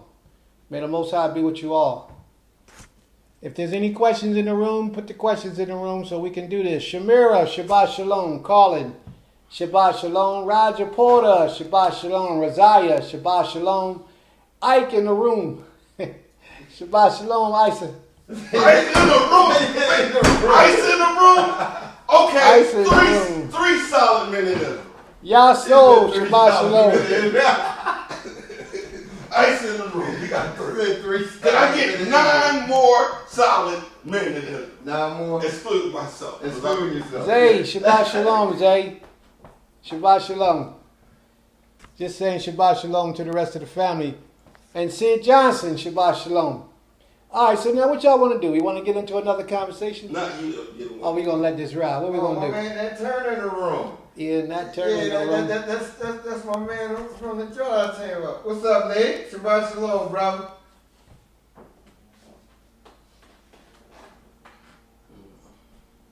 Can someone post all the scriptures I didn't get to write them down? Okay, we started off with Ezekiel, the 3rd chapter. We read all that. And we finished up with Ezekiel, the 37th chapter. We read all that. Okay? So you can go between those two things and you can read them and hopefully, Creator willing, you have a greater understanding. You can share this video and you can watch it over and over and over. Once you get it on your line, you can watch it as much as you can and you can gather a lot of the information from there. All right? Is there any subjects or anything that anyone have? Any questions? Any topics? Anything that we need to talk about, we can discuss? You got me now? Let's get it in. If it's something y'all like to talk about, let's talk about it before we release this video.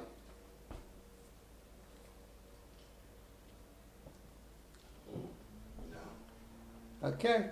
We're going to give the people in the audience a few minutes, and if nothing happens, then we're just going to close it out. I had so many things I wanted to say today. Before I started service, I wanted to introduce service in a certain way, bringing forth certain types of understandings. A lot of that stuff has come out through conversation as we spoke today.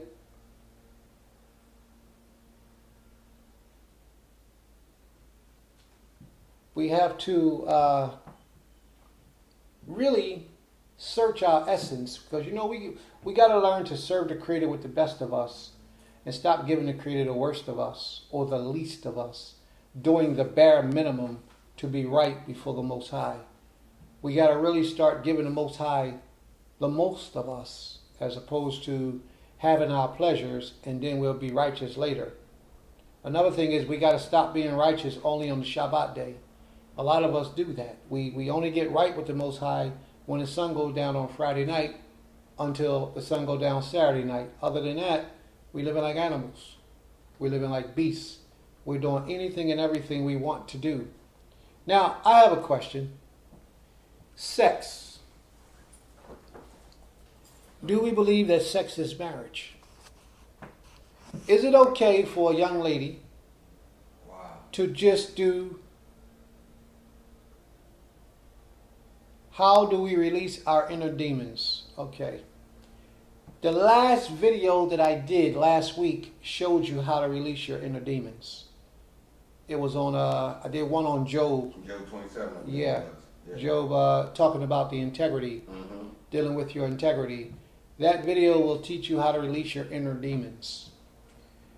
One thing is I have a little program that when I try to teach people how to come into the service of worship for the Creator in truth, I teach them that you have to fast, you have to pray, you have to meditate, and you're really sacrificing a lot of things that you be wanting to do for yourself that you know are not right and don't line up with the will of the Creator, deny yourself of doing those things. Be mindful of those things. Remind yourself to separate those things from yourself. Okay?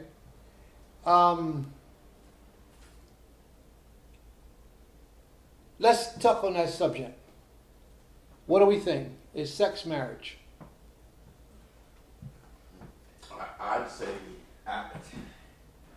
I'd say, I'd say yes, but you could, hear me out, you could violate somebody in the field and that not be your wife. Am I talking crazy now? Walking in integrity. That's right, Diddy. I would say But that's true. what you're having sex with a woman constitutes you made an agreement with this woman. I feel You had sex. Right. I feel the same way, yeah. So I would say it would be married. I mean, that's what I would get. So is it okay for a man to have sex with a woman, get up from having the sex, and walk away from that woman's life? No. So if he comes back next week, have sex with her again, get up and walk away, is it okay for him to do that? No. What should he begin to do? I believe if he had sex with any woman, when he had sex with her, that's his wife, so he has a responsibility to her now. Okay. You know, a lot of people disagree with that, but we're going to talk about that because I think that that's very important. What do you think, Shaq?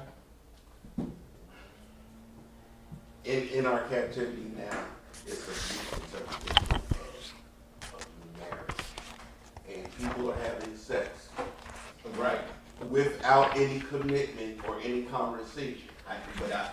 You're right, but I believe And that goes against our culture and our law. Exactly, that's what I said. He I has a can't responsibility after that speak point. on this That's matter what I- because I would be a total hypocrite. And yes, But only, like for instance, because since I've been with Prince, on some real, I've been celibate for that reason alone. Because I know once I had sex with somebody, as far as, me being under Prince and learning what I've learned, as far as since I've been under him, I've been celibate because I know if I do have sex, in my spirit, I feel as though I have a responsibility to that woman. That's my wife now. So if I'm not ready to take on that responsibility, or I've had that conversation with that, I've been celibate since then. And that's real talk. but wait a minute, how about if the reverse happens? A woman comes to you, wants to, profess her love, have sex with you, want to walk with you. Soon as she has Stop giving your body to a woman that ain't ready to put a ring on it.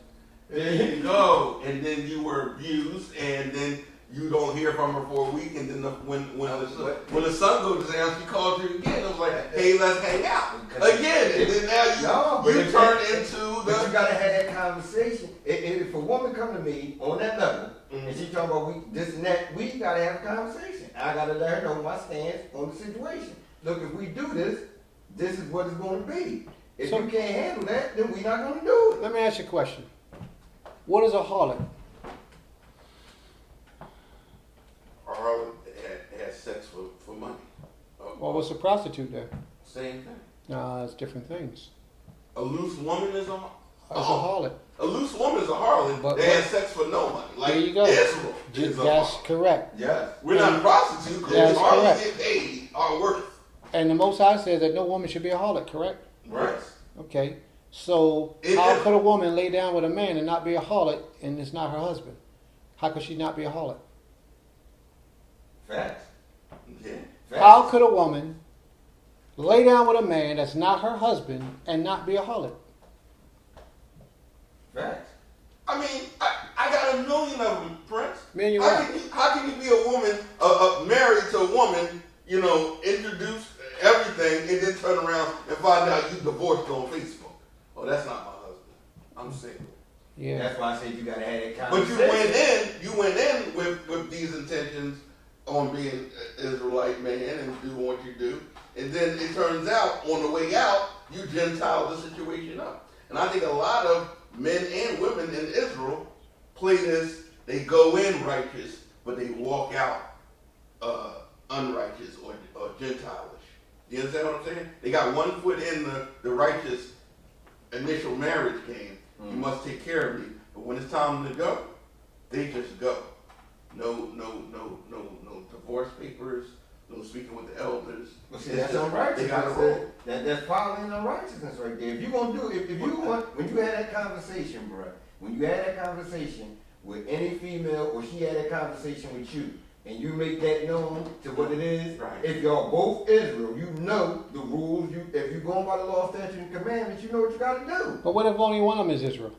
Then you don't do it. No, but what if Then you don't do it. What if That's both just of the way them right there. are Israelites? Then you Then don't do it. And no, hold on, fam.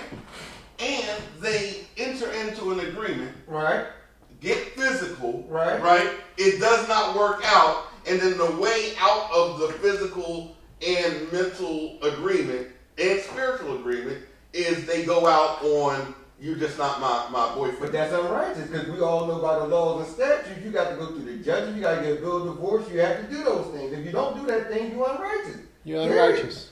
You're unrighteous. If you You're don't go by the unrighteous. law, we listen. Have you heard that happening before? Absolutely. I'm not saying it don't happen. It hasn't happened to me. Shit. Yo, listen, hold on. So when the brother comes to me, Listen, hold on, cause we gonna yo. I just had some spicy salsa.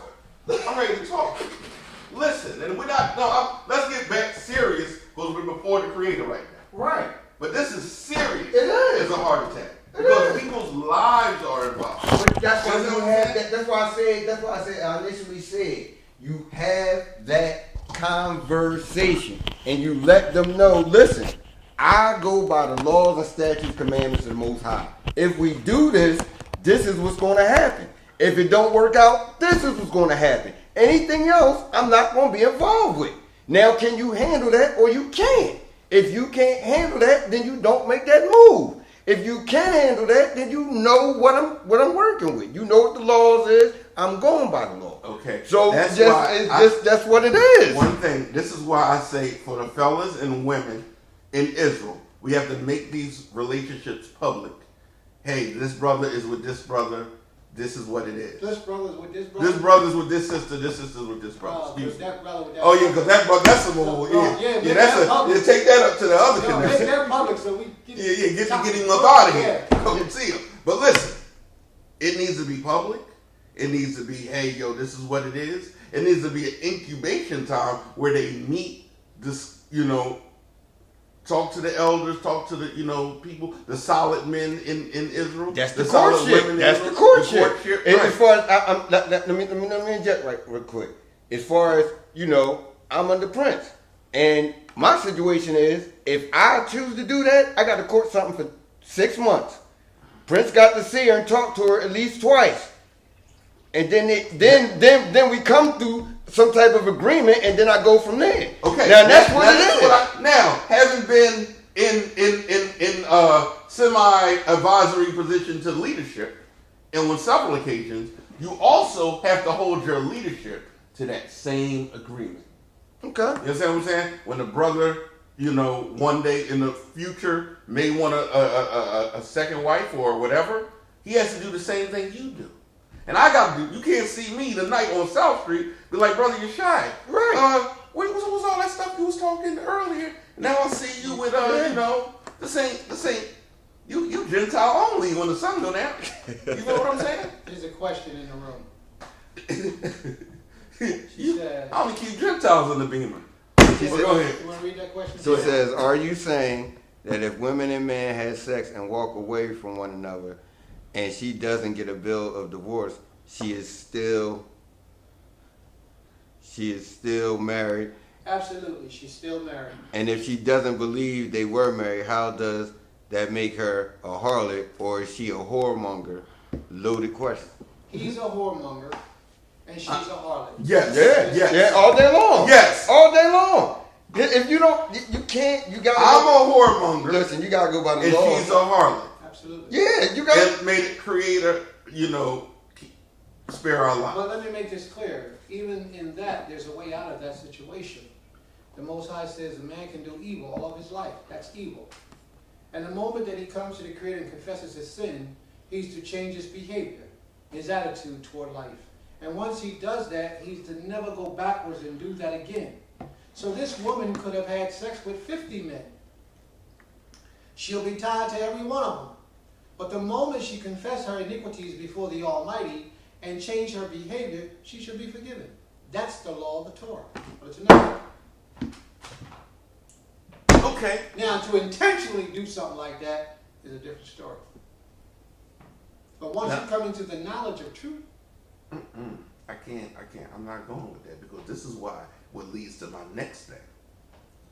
The rocky road for some men in Israel. And that's that, I think it's, don't quote me, but it's Deuteronomy 24. 24. Deuteronomy 24, is it 24:1? If a man has a wife that he despises, that he hates, Yo, man, people run that red, Israelite men especially, run that red light every day. every day. That's like getting the shape-ups in Israel. They don't even, that's the joint they throw up on the shelf. Like, I'm not even, listen, man, that's my wife. I know she was with another brother from Chicago, but she came back. What happened in Chicago is in Chicago. I'm just paraphrasing now. I'm bringing her back, and we gonna live righteous. No, you can't do that. If you're living this way, you have to abide by this law. You can't intentionally and willfully sin against the Almighty. Right, The Most because High the just may Creator. cut you off at Right, any at moment. any moment. So the question on the floor, the statement on the floor is that a man has a wife. He gives her a bill, she breaks up with him. She go to Chicago, she meet a new dude, she get married to somebody else, they sexing it, they doing whatever they want. 6 months later, she come back to the first man that gave her a bill. Well, even 2 years later, she come back to the first man who gave her a bill. Can he take her back to be his wife again? No. Can they start knocking boots again? No. The answer is no. She abomination to him. And that's the law. She abomination to If him. your wife has laid down with another man, She's abomination. right, after you gave her a bill, Right. you can't take her back as your wife again. No. Not to you, she's abomination. Somebody else she not, but to you, she's abomination. And that's the law. That's the law of the Almighty. But there's a lot of Israelite brothers who do this type of evil with his sisters in Israel today. And a lot of sisters that do this type of evil knowing the law and still do it. But that's where we're all, the default mechanism is we need to be solid men in Israel because a solid man would not do no janky stuff like that. You're Because absolutely right. his reputation or his standing with the Creator and the people wouldn't allow him to do that. You feel what I'm saying? Because the Creator got a truck with your name on it. You feel what I'm saying? You will get ran over. Yes, you will. You feel what I'm saying? You will, something small like, yo, you heard a little clicking sound like on my car the other day. Let me pull over on the side of the road. You go open the door, bam, Creator like, yo, you mad easy, son. Yeah. And then they like, oh, what happened, brother? You shot. He shouldn't have went down such and such with so-and-so, and that knew it wouldn't have happened. And only one other brother knew I did that. And that's that brother right there. And he told me. He told me not to do it after I did it, though. He didn't know beforehand. Hey. That's a righteous brother. Yeah, well, he didn't know. Listen to that brother. I That's do. why, yo, but that's why I'm Gentile. I don't want to talk my business on the Shabbat, but I'm Gentile only in this relationship thing. I'm Gentile only. You know what I mean? You see me, that's how you see me. man, I'm straight Gentile only. You know what I'm saying? crazy. That's it. Straight up. Because now when I said about, I own my own business, I'm sort of a upstanding, righteous sort of. A solid man. But I didn't call myself I didn't number myself in the solid men that I know. Because on certain things, as far as relationships and different things like that, I have flaws and character issues. So if you realize these flaws and you realize these character issues, when you call yourself a Israelite or Hebrew, trusting and serving in the Creator, how could you still walk in those flaws, needing help from those character issues? Once you realize these issues in your life, you should immediately turn in a different direction. Cain. Now, you're asking for the right truck. Cain. Definitely. Cain. He not lying, though, brother. Listen. If you know, you know. You got it. Let me put this. Me and this brother had to go pick up some material in Macon, Georgia. It's 60 miles away. We get to Macon. We do our thing. This is not, regular during the week. On the ride home, the brother was like, why are you so scared? I mean, it started pouring down, raining like I've never It was a storm of all storms. And every truck, I mean, because where the land is, they do a lot of logging. It was logging trucks. It was cars speeding by. And I knew I was living in unrighteousness completely. You know what I'm saying? This brother looked at me and said, yo, brother, why are you so nervous? I was like, yo, man, you want to slow down a little bit? You want to pull over? And he was cool because he's living in righteousness, as far as I can tell. Yeah. And me, I was all the way. You shouldn't. I was all the way out the way. But And the whole time I'm like, You know I that. hope his righteousness will cover me. Right, While but listen, these but logging you're- trucks but- with all these listen, logs but pass like by. Prince said though, in the bruh, storm. you know. I so know. once you know, you gotta stop, man. But that's where I just you got to. Listen, I stopped when the brother told me. Well, Well, well- I came to him. I said, "Yo, brother, I'm not.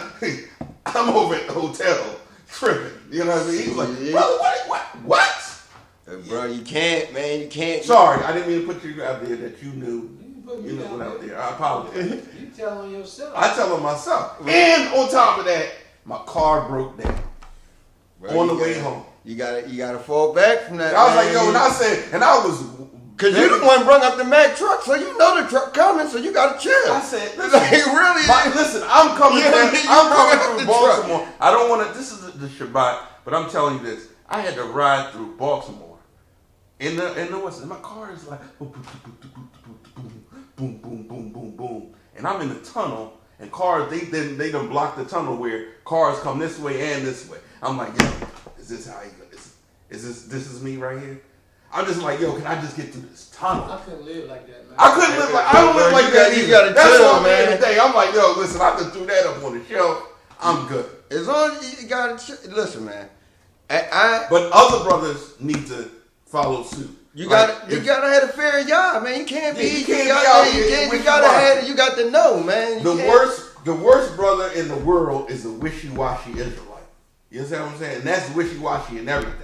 Your finances, your family, how you conduct your, anything. You're a wishy-washy dude, and the side of the Most High is the worst dude. Worse than them dudes that's out there shooting people in broad day. Yeah, because You know Yeah, it's it's what wishy-washy. that's what I was about to say. You carrying the Creator's name, That's what I was about and to you say. out here That's 1 exactly- foot over here, that's what I was and then about to 1 say. foot on South Street. No, man, That's that don't fly. it's one thing when you don't know, Yeah, but don't- if you know, Yeah. that's the same thing as if you have children, you're a parent, and you tell your child don't do something, they know not to do it, and then you do it. Right. You gonna go ham when they.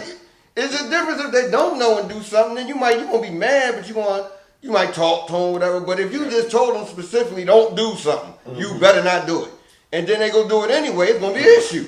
You know what I mean? Here's a question. Go ahead, mister. The sister is saying, but what if it's not her fault? So, What if she was told one thing and then it changed? Is she still a harlot? If the brother told her, you're going to be my wife, Mm-hmm. they agree to this, they lay down, mm-hmm. and then he abandoned her afterwards, the sin is not on her. No, he broke The that sin is on covenant. him. He broke that covenant. But between she them. still needs to go before the Almighty and ask for forgiveness, Right. just to clear her sake. Came. But that brother is the evil one. Yeah, he broke the covenant. She Yes. did. Now, if that sister do that too many times, then something wrong. Shabbat Shalom, Roger Porter. Roger Porter says he's listening. Shabbat Shalom, Berechiah. Shabbat Shalom, Sister Laverne, Sister Lucy. Shabbat Shalom. May the Most High be with you all. Brother Berechiah said he's listening. He want to see what y'all talking about. All right, here's also, if a man takes a woman, sleep with her, and once he is done and says, Says, hey, we're married, so you don't need a bill. hey, and says, we're not married, Oh, we're not married. You so don't. you don't need a bill, did he just make her a harlot? Yes. Mm-hmm. Because he is deaf, a whoremonger? Yes. Yes. He is not being righteous? Absolutely. Absolutely. Absolutely. Absolutely, he's not being righteous. Yeah, he's evil. And that man needs to be exposed before the nation. And somebody need to go see him. Because the Most High says that you cannot make the daughters of Israel into harlots. Right. He tells you that. And that's what that brother did. He made that sister into a harlot. So tell me this: how many righteous men do we have to come see that man? Oh, let me know. I'll take care of it. I got one for you. Who comes to see? First thing you got to do is talk to him Gotcha. and see if he will change his ways and go back and reverse his evil actions. And if he doesn't, then he gets a visit in the dark. Mm-hmm. Not by me, of course. I don't do anything. The Most High will visit him in the dark. The Most High will visit him in the dark.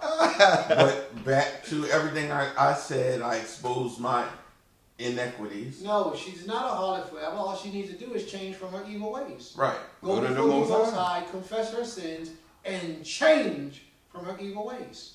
And as long as she changed, then she's not a harlot. And then the man can't bring her back But she got to be wise enough not to repeat that type of action with another man. with another man, and you just Right. keep going oops, Yeah. oops, oops. No. Like you get on, Facebook, and it's a woman had 4 different husbands in 1 year. First one I'm good with. The third one, what's poppin'? But see, another thing is with that, you got to go to the Most High when you Yeah. when you talking about making these women wives or these men husbands. You got to go to the Most High for guidance for that. You can't just be, all right, you my husband. Before you make that, you got to go to the Most High and let him we reveal have to stuff vet you. people. You can't just be doing You that. don't join nothing or do anything without vetting yourself in anything. Right. The white man's job or anything, you can't have a position without being vetted. Right. So that's a time. It's a time It- of understanding the good and the bad, because people will put on a facade. You already You know know. what I'm saying? You already know. People look like they a high priest in righteousness, and then as soon as they get where they trying to get, then they back on they BS. You already. That's what I'm saying. That's what, like I said before. Yo, that's you where be that like- courting You be like, come where- into play. The sister be like, where your fringes at? But that, like, Where this at? Where Right. the food at? I can't even. like I said, that's where that courting, That's and, where- and you getting with an elder, Yes. and you going to the Most High. Well, all Right. that you said right there, that's where all that come into play. Also, that's right. where all that come And into these- play. And women and men, it's a financial responsibility that you need to understand. Right. It's not because you look good or he look good or she got this and he got muscles. You need to understand, as a man, there's a financial responsibility Exactly. when taking a wife. You heard what I And said, right. And if you do that, you got responsibility. And You heard what I said. And if you can hardly take care of yourself, Then you shouldn't even be involving shouldn't yourself be with involved- that. right. You shouldn't even be this, involving hey, yourself this with is that. something I might want to get later. Right. Oh, you work towards that, but work you don't do towards it till you But can. right now, No. hey, sis, I'm not in position. Exactly. If you And- can't do nothing for yourself, you can't do nothing for nobody else, then you need to get Exactly. yourself together before you start trying to bring somebody into your, I understand. All right, Prince, he wants to speak, and I'm off on a tangent. Who? But we did. I know you want to. If I want to speak, I know to interrupt. Okay. All right, but I just said this is the other thing you need to be speaking on when you're, okay in these marriages or certain things like that. Is the man financially set to take on this family? Because most of the times in Israel, the woman has children, and can he take care of the children and as his own? You feel what I'm saying? absolutely. If you working at Walmart, no man, you gotta, not let you the manager. Hey, it's not that time yet. Right. And that's when becoming a solid man is. Right. Righteous, I heard but about also this one dude. He had 2 wives and he was living home with his mom. Crazy. It wasn't that his mom was living in his house that he was taking care. He was living in his mom's house and had 2 wives, 2 nashim. They lived wherever they lived, but he was living in his mom's house and had 2 nashim. But also, didn't they say in the scriptures that in later times that one man's gonna have 7 women? 7 women should come to one man. So Right. I don't need your money. Right. Just be my covering. Exactly. Take away my iniquity. But is that this time? Take away my reproach. Yeah, it could be this time, but still, I have no problem with it being this time. But that still don't mean that that man is not able to take care of his nashim. Right. He has to be able to provide for his women. Whether he does it or not because they are putting things together or she doesn't need it, that's one thing. But I think that comes with the woman, because the women, and I might get killed online about this, the women only see one thing. They're not looking at the overall picture. How is this going to work? they just say, hey, they want a husband, they want to be held, they want to walk with a man, and they're not like, yo, is this man going to be a burden on me? That's why You understand what I'm saying? that's why I'm strictly on that council thing. You understand what Because I'm you got to have It's a guided counsel. you got to have that council where Right. It's a you guided courtship. yeah, that's what Okay. you got to So, have that. so let me ask you a question. Do you provide this? Yes. Do you make that known Yes. Yes. on your platform? I just told you. I just told you. I understand, but I don't know this, and I'm with you every day. That's because you're the one that you said living like a Gentile. You right. You right. You don't want to know it. I can't listen. I'm sorry. You don't want to know it, but it's there. I got you. I will come to you Taveras, Shabbat Shalom. It's there. next time I pick a Israelite wife. I'll come to you for guidance. You want to read that out? We need more open dialogues like these convos. I mean, not on social media, like face to face, because so many women and men are suffering with guilt from their past or bad choices. I think the fear being degraded or not loved through the issues. Well, I'll tell it to you like this. Even if the people don't have a conversation with others, but they realize that what they have done is evil, they have to go to the Almighty, ask the Almighty for forgiveness, and never revisit those steps again. It's just that simple. And never revisit those steps again. All right, what's the next one? The laws of divorce are very specific today because we are dealing with a different mindset of Israelites, and the time should be there, a counsel for circumstances that is unique. I don't understand. He's put a question mark. Yaso, please reiterate your question. The law of divorce was very specific today because we are dealing with a different mindset of Israelite, and time should there be a counsel for circumstances that is unique. Oh, yes, there should be a counsel set in place. First of all, everybody needs a covering. All women need a covering. There should be no Israelite women in Israel without a covering. Doesn't necessarily mean he has to be having sex with you to be your covering. That is out of the question. But every Israelite woman should have a man as a head of her in some capacity, degree, and you should obey what it is, the instructions and the counsel that head gives to you. Okay?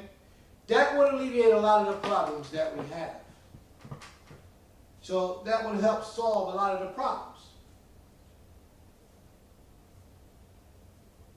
That counsel or that head would actually serve in the form of a counsel. If you got spiritual leaders, the spiritual leaders can serve as a form of counsel. If you have elders can serve as a form of counsel. These are the rules that the Most High set up in Deuteronomy the 17th chapter, where he speaks about a counsel being in place.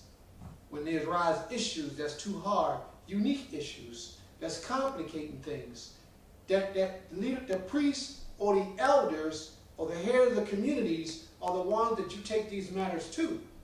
But the thing is, whatever they say is the law, the ruling afterwards. If you don't do what they say do, the Most High requires you to be put to death. Mm-hmm. The Most High don't play with this. This is a very serious situation. But you know, a lot of people do what they want to do.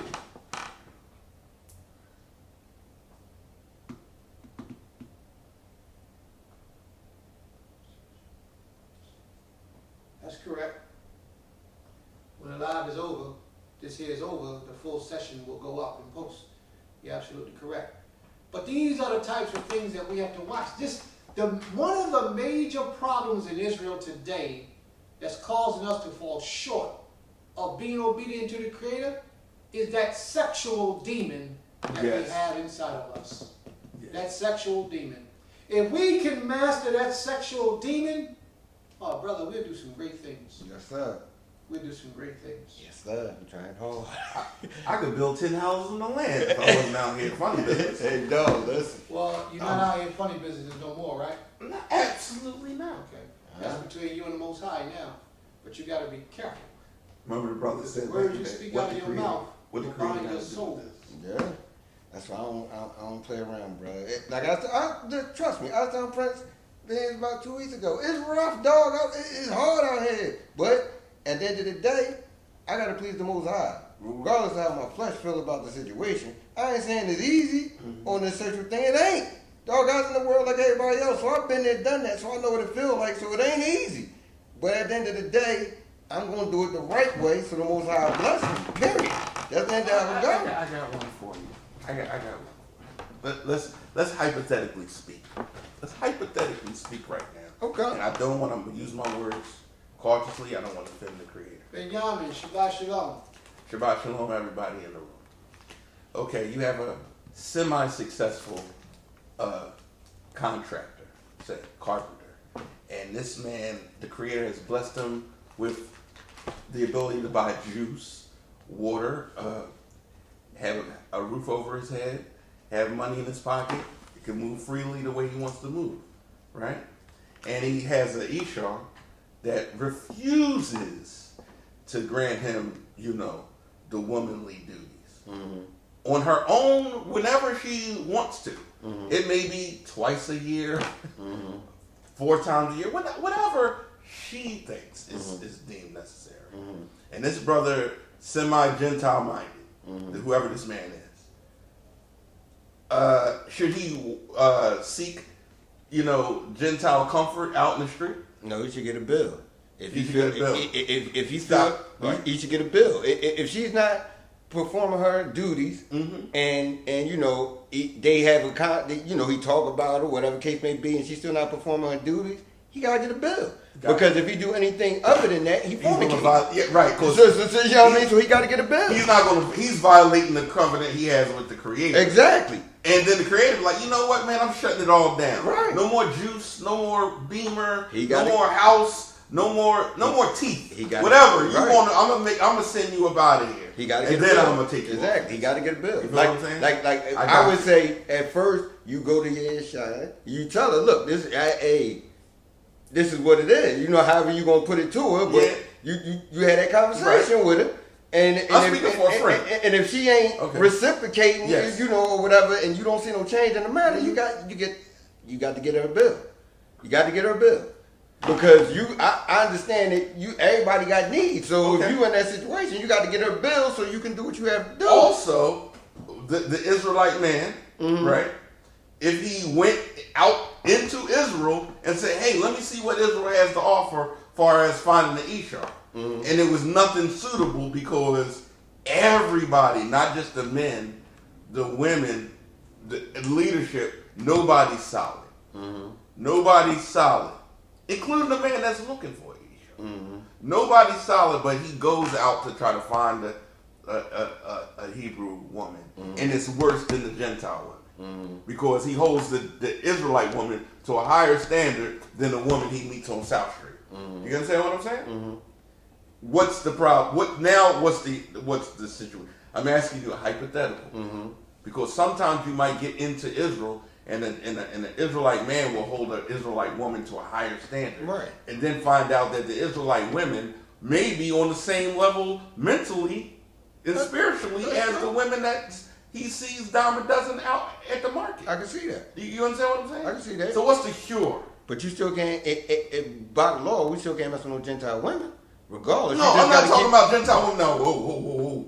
I'm not talking about white Europeans. Anything. I'm talking about Gentile-minded Israelites that just don't know that they're Israelites. Okay. You follow me? Well, in that case, They just haven't been brought on, well, then you got to bring them up. You got to teach. You got to teach, brother. If it's something that you want, and she not in Israel, you got to bring her in Israel. And if she ain't want to come, then you can't do it. It's just that simple. But she got to come with these laws and statutes for you to do what you got to do. You can't be out here like I can't grab no worldly woman and try to call her my wifey. It ain't happening. If I see her, I got to bring her in. Got you. So you can't just say, "Hey, Friday night I chill. I talk to you Saturday night," Or maybe we'll go out. I- We'll hang out on Sunday. No, look. We'll go to King of Prussia. yeah. Maybe do a little shopping, get some. some fruit cups. If it was me, Go ahead, listen. I'm gonna try. I'm gonna tell her where I'm at with mine, and see what she at with hers, and she receptive. Then I'm bringing her to see Prince. That's it. Got you. I feel you. That's it. And then Prince will really quickly tell you, no, man. And that's why I'm bringing her to see him. That's exactly why I'm bringing her to see him. You're like, no. And that's exactly why I'm bringing her, because I want to know. You know what I mean? Because I trust my husband. I don't want to make no mistakes in front of the Most High, bro. You So want to read that post that someone just put in the room? this convo has really started something. I'm thankful you spoke on it. I've had a few people PM. I had a few people PM just now because they are hurting, and it hurts that they are experiencing such evils from men, and in turn being degraded by leadership or their elders without assistance to help them to heal. This is something this is always the woman's fault. Wait, you gotta read it. You got to read again? No, my phone's off. Read. I'll read again. This convo has really started something. I'm thankful you spoke on it. I have had few people PM just now. Well, I guess a DM. A few people DM just now because they are hurting, and it hurts that they are experiencing such evils from men, and in turn being degraded by the leadership or their elders without assistance to help them heal. This is always the woman's fault. And the next question is, I don't know if it's a question yet. It is a question. Yeah, I'll get that. Okay. Somebody said they heard something about fornication. I don't know who they heard to say it. Yeah. You said fornication. Yeah, I said fornication. Okay. A lot of people don't know what fornication is. Certain translations of the book will have the word fornication in it. Right. The brother Mimo said that he didn't see it in his book. That's fine. Certain translations of the book will have it. Fornication is violating of any of the laws of the Almighty. Okay. You can violate any law, it's fornicating. Fornication means corruption of the laws of the Creator. That's what fornication means. But let's deal with that top issue with that other sister. Meanwhile, I pray that you understand. That's deep. First, they said they're glad we had the conversation. That's a wonderful thing. The second thing is that, the last thing is that the women is always being blamed for when evil is done to them. That's because you're dealing with wicked men. Right. Second thing that I want to touch on, slide that in the middle, the two things I already touched on, is that you have to be selective over your leadership. If you have leadership that's not giving regards to the spiritual aspect of that situation, he don't need to be, or she don't need to be your leadership. Seek other counsel from someone else. You come over here to us. We'll help you out. I am me. Send me a message. I talk to people all day, all night in my inbox. I'm serious about issues that are similar to what's going on right here. Some of them women be playing games. They running games because they really trying to do something else. Prince ain't about that. Prince ain't happy. I'm straight up. This is the way it is. If you have an issue, present it to me, and I'll do my best to help. If you want to come in and try to be a man's wife, make yourself known. Don't play games. And I'll let you know from the door what's up. But make yourself known. Too many people come in presenting these issues, and then when you give them advice, they don't follow it. You check up on them, because I check up. 2 or 3 months later, I'm checking up. I want to know the progress you made. Some of them don't even respond back to you no more because they was playing games. So just as much as you want to blame the man, you have to also blame the women. Because a lot of women are not serious about this walk either. Or he wouldn't have plooped on the first day. Just that simple. And it happens. If you sister know how you're supposed to live. And ain't no man got no business having sex on you when he just met you. None! Okay. 6 months to a year. Easy. That's it. I There's can't tell you. no minimum. I don't care how hot you get down the bottom, how your body want to shake, and how he makes you feel so good.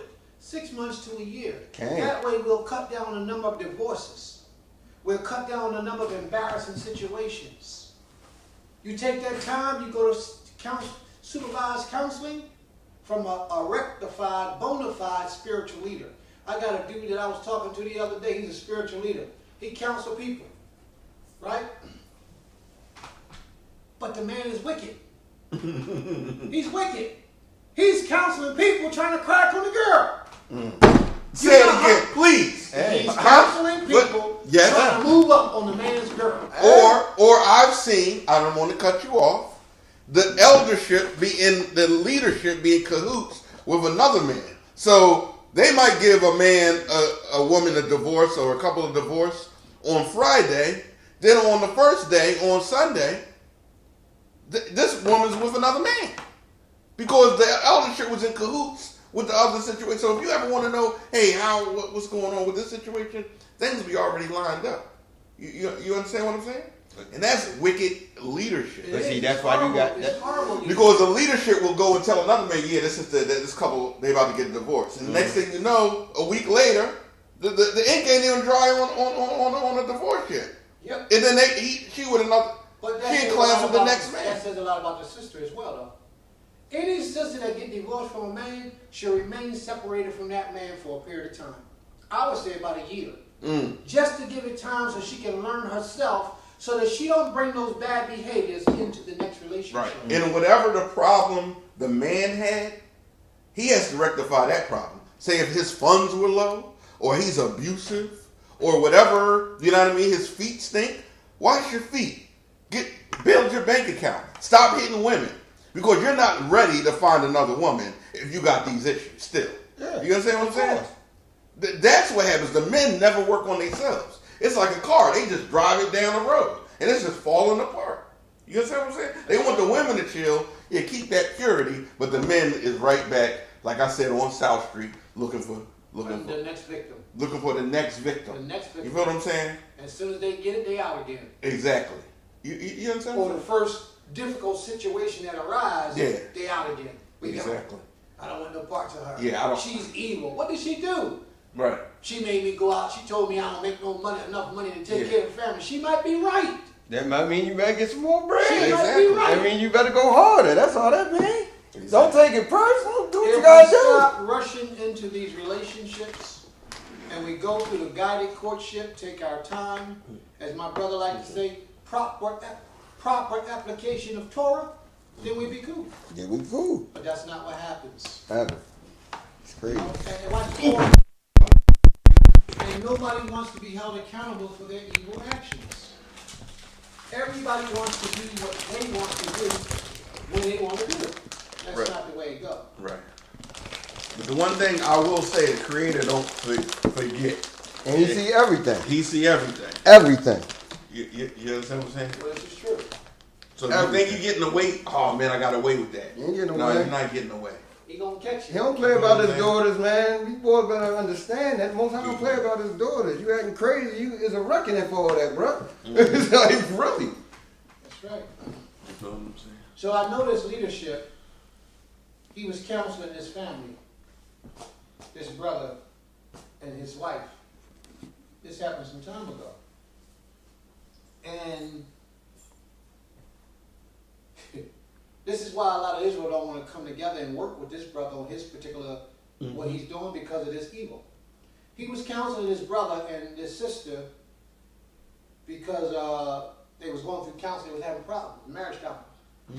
The brother never gave the girl a divorce. The leadership gave the girl a divorce. The one guy gave the woman a divorce, ended up marrying a woman, having like 5-6 kids by the woman. Oh wow. The leadership.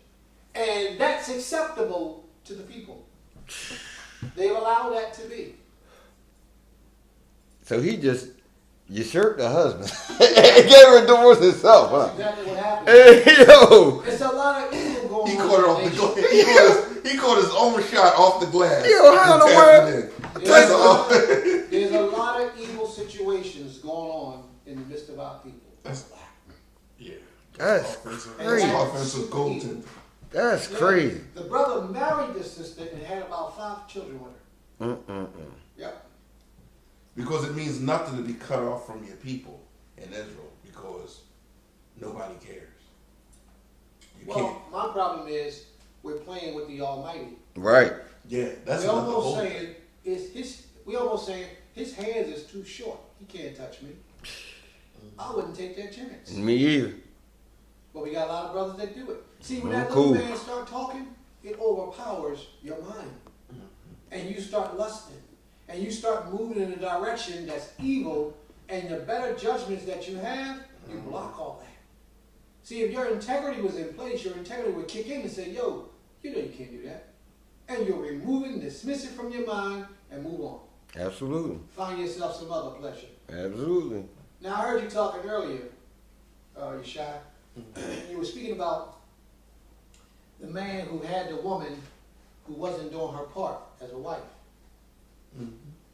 My advice would be that the man would talk to the woman first. right. Talk to her and let her know that he needs more of her. And if she refuses to give her more, then he go get himself another wife. If he doesn't want to divorce her, he don't have to. If he's willing to tolerate that. Me, I wouldn't tolerate it. Because it's almost like she's controlling you and you're not a man no more. Right. Once a woman starts controlling you, you're not a man. How could you can't stand up. No.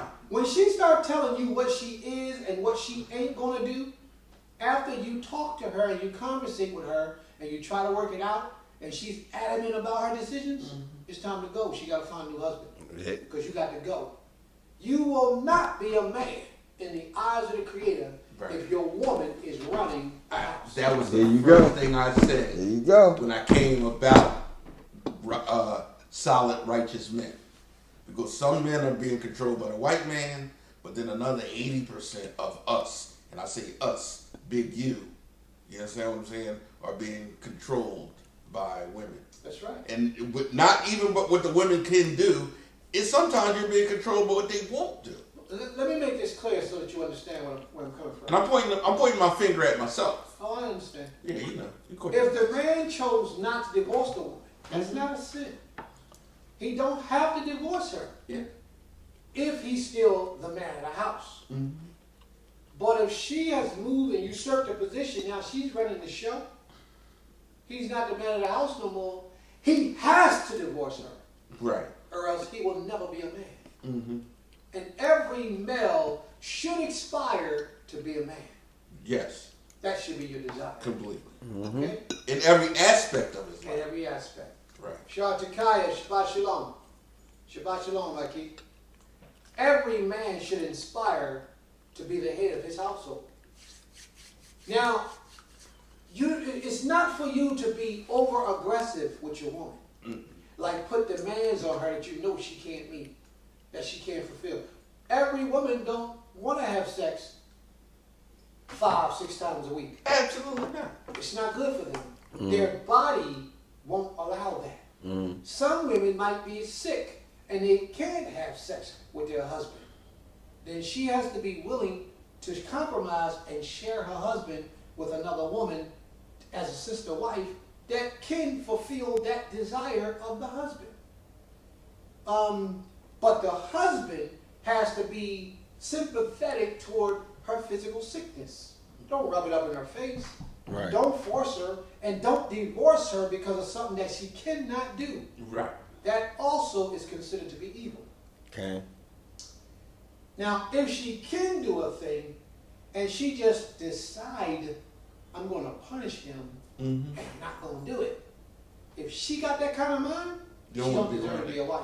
Yeah, no, not She got to go. Absolutely. Period. She got to go. But men, part of our problem is we abuse the privilege that the Most High has given to us.